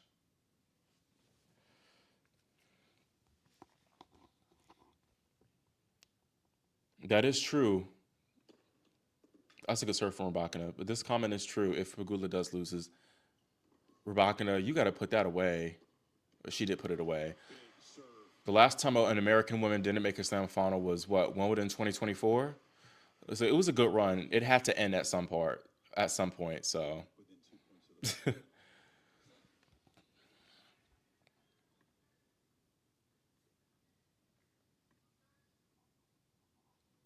2 points away though from the win. I definitely agree. She's got to improve that first serve percentage. She's hitting it well now, though. I think she's found her rhythm. Ooh. That forehand can be very shaky. That forehand is the shot you want to target when Rybakina faces pressure. Seen it throughout this match. She's more committed to being aggressive with it. But now she's up to 18 unforced errors from the forehand. Wow. Mary Jo just said it's 18 unforced errors from Rybakina's forehand alone in this match. That is true. Pegula did start the run, so it's kind of poetic that she ends it, essentially. Where do you direct the ball? You know where. Back to the forehand. Good return. She keeps going to the backhand. There's a forehand. Okay, that's a good shot. Okay, break point. Here we go. Pegula is fighting. She might have looked down and out and not happy at all, but she fought hard. She fights hard. I give her that. She's done so many things well. She got herself right back in it. She's confident she can do it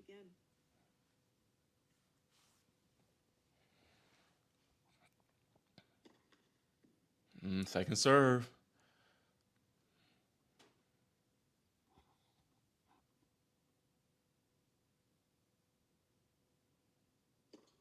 Oh, that's a good second serve, but a good return from Pegula.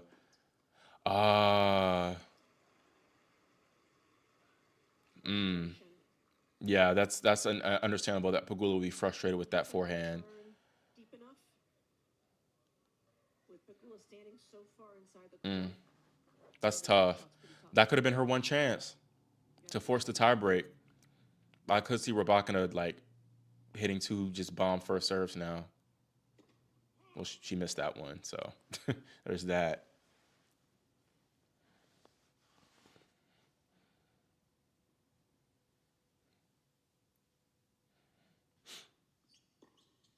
Good return. Okay, okay. Her return, she's found her return a lot now. The second serve issue is no longer for Pegula. Break point number 2. Depth, pace of shot. That was a great view of the forehand return, how she's able to get over that ball. It bounces up, but she's able to take it. She needs to find a first serve because Pegula has got her figured out with this second serve return.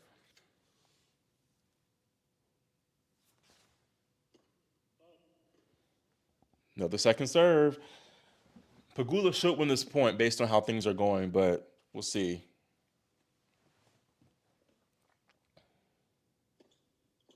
Ooh, these are good second serves though from Rybakina, but Pegula's handling them well.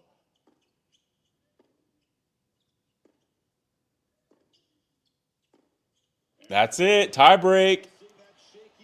Tie break is here. This is a good match. This is a good match now. I'll give it that. You're good. It happened at the same time of when it became a tie break. Yeah, Pegula also, it was smart from her to target the forehand, but she's also been reading the Rybakina serve much better. Like Rybakina's been giving a lot of like venom on that second serve, and Pegula is matching it. Heading into the tiebreak, she knows she's going to see, you'd think, a steady diet to that side. Ooh, Rybakina is 9-14 in major tie breaks. That is not good.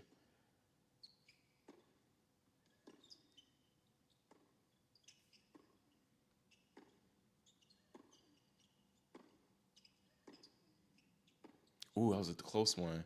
This is some good tennis right now.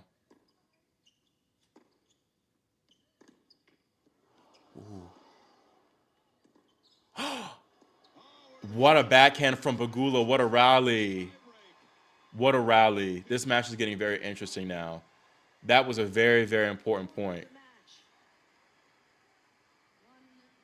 19 shots hit Yeah, the level's here. with depth, with accuracy. That was a very good point. From Pegula getting a terrific angle there. I think Pegula takes this tiebreak just based off that point right there. That's what I think. Rybakina can never. That's cap though. This is cap because she did beat Sabalenka in the tiebreak at the WTA finals. I think 7-0 too. But in a major though, that's the difference. The major.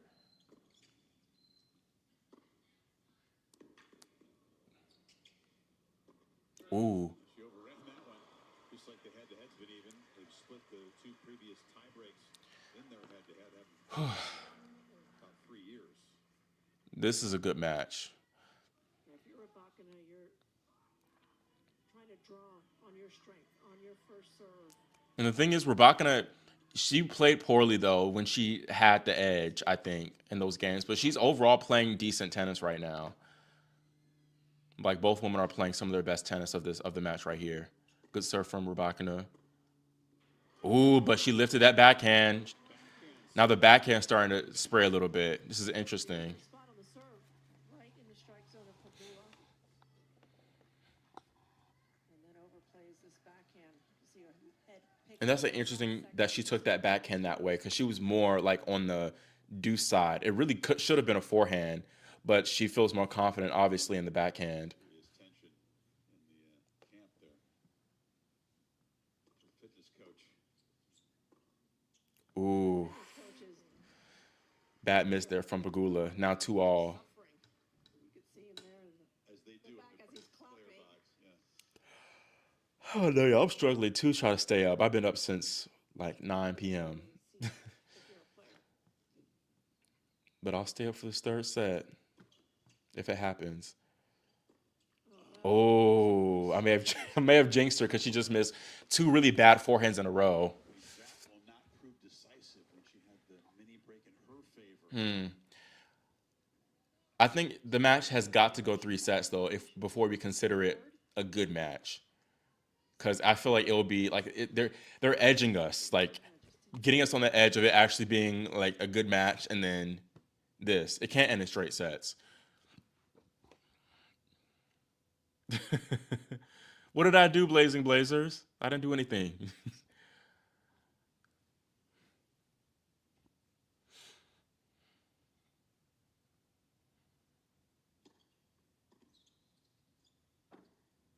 Mmm.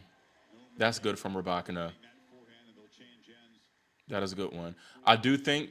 I mean, I do. I think that's not a terrible play from Pegula to chip that serve, but yeah, that was tough from Rybakina. Very well played point by Pegula. I'd say that was saved nicely. Wasn't They going over the match points. Rybakina's fault. This one, Yeah, that second match point, that forehand inside out that she framed was not good. The third, oh, they changed it. it was basically the same point. Hit a good return cross and then missed the forehand. Do you think Pegula's coming back, chat, and winning this tiebreak? I think a lot of it hinges on this point. This is the point that Pegula. This is a must-win point for Jessie. Definitely. She's got to win this point.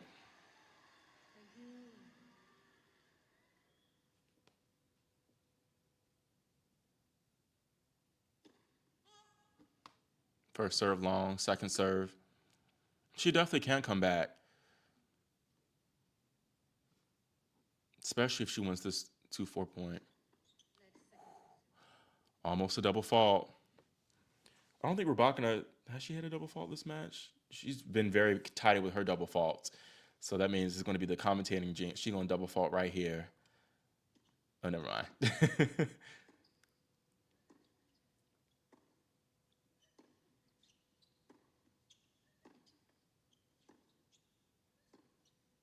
Good forehand down the line from Pegula. Oh.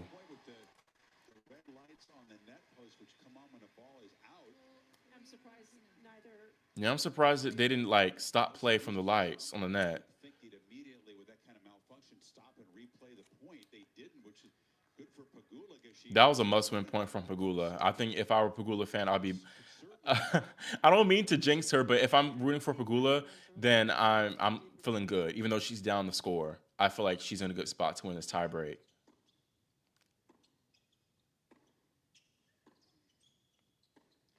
Yep, that forehand again. I think that's smart from Pegula to go up the middle on the forehand too to take away the angle from Rybakina and get her jammed. This tiebreak. 4-all. And Vukov trying to calm her down. That's good. He's actually being a good coach.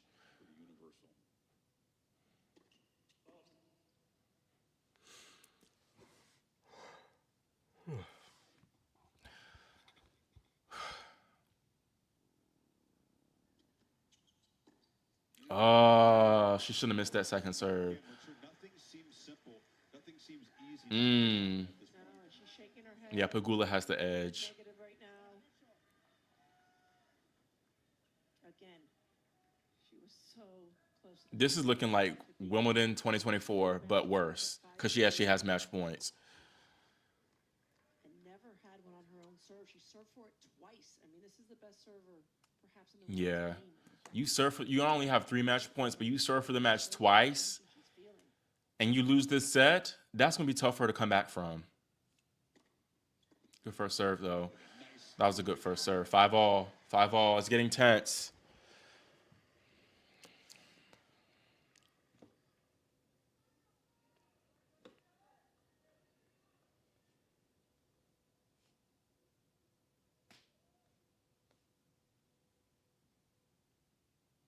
She needs another good first serve.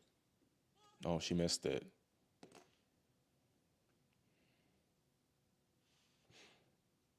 Is this where the double fault comes? Nope. That's a good return from Pegula, though. Good backhand, stretching her wide. Now she has the edge. Smash. Yep, set point. Set point for Pegula. That's a great point from her. That's an excellent point from Pegula. Jessica has it on her racket now, y'all.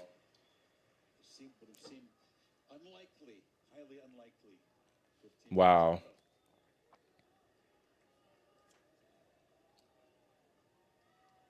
Ooh, I feel for Rybakina if she loses this point. That's gonna be tough.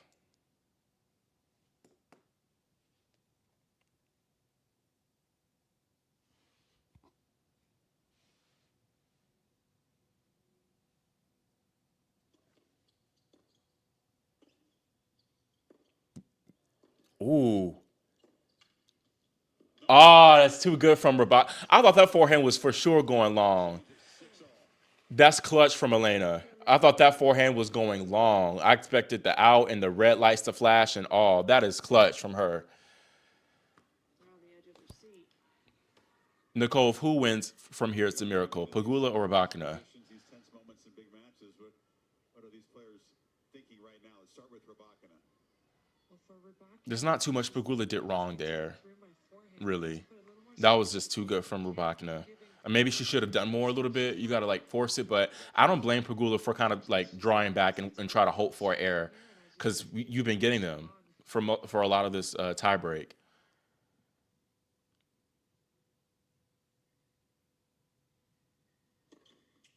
Good serve. That's a good serve. Another set point. and she does. Smart serve. Gives herself another chance to take this into the third.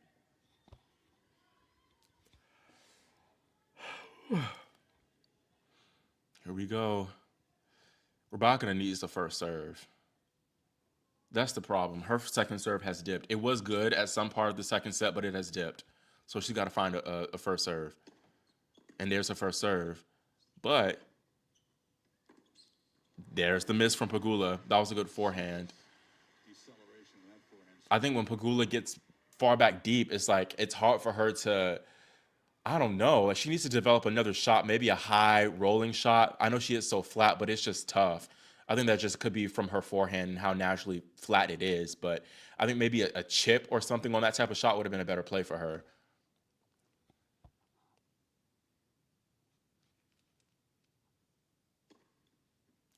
Ooh, Just waking up on the East Coast, you've that is a good ace. I thought that was going out. 114 mile per hour. point for Elena. Fourth match point. Again, not on her serve, but can Pegula come up with a good serve?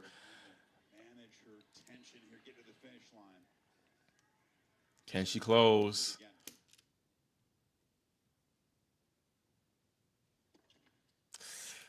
Second serve, second serve, second serve.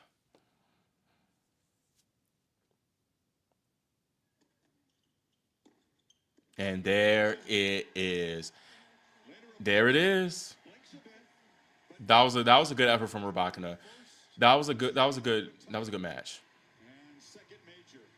I'm excited for Sabalenka Rybakina. And I'm happy I'm right, y'all. I was right for not only the semifinal predictions, but for the tournament predictions that we have Sabalenka and Rybakina. And apparently, according to Nicole, Rybakina is back to world number 3. That is a great for her. I think she deserves really world number 2 with how she's playing, but great that she's back to world number 3. And if she wins against Sabalenka, she still would not be world number 2, but she would be about 300 points away from Swiatek. But that was a good end to the match. Chad, are we feeling entertained? Was that second set tiebreak good enough to call it a good match? What do we think? Back twice. What do we think, Chad? Are we satisfied? Rybakina had to save a couple of set points. The Pegula, that was tough. Good effort, girl. Good effort, Jessica Pegula. But good run down. yeah, Her best Australian Open. She'll be disappointed though, coming just short tonight. And the slow start really hurt her, and you're going to have a Sabalenka, Rybakina. okay. People are saying yes, it was a good match. Anybody, Aryna's won this. Yes, it was a good match. Elena's been as hot as anybody. It was I agree. It was I. The first set was not great in my opinion, and like Chef Boy RZ said, I would have preferred a third set, but I do think the second set was worth the watch. But I think not unfortunately, but like it was the best match that we've had on the women's side in quite some bit. So, and that's saying something. But yeah. It wasn't a beatdown. It could have definitely been 6-3, 6-3. So I'm glad for women's tennis sake that we got it a competitive second set. But ultimately, Rybakina, I think she did deserve to win because she was the better player. She was the better player. But early thoughts on this final between Sabalenka and Rybakina. I think definitely, like I keep saying, Rybakina needs to improve her first serve percentage. She cannot have these moments of where she lets her opponents in with these second serves. Simple as that.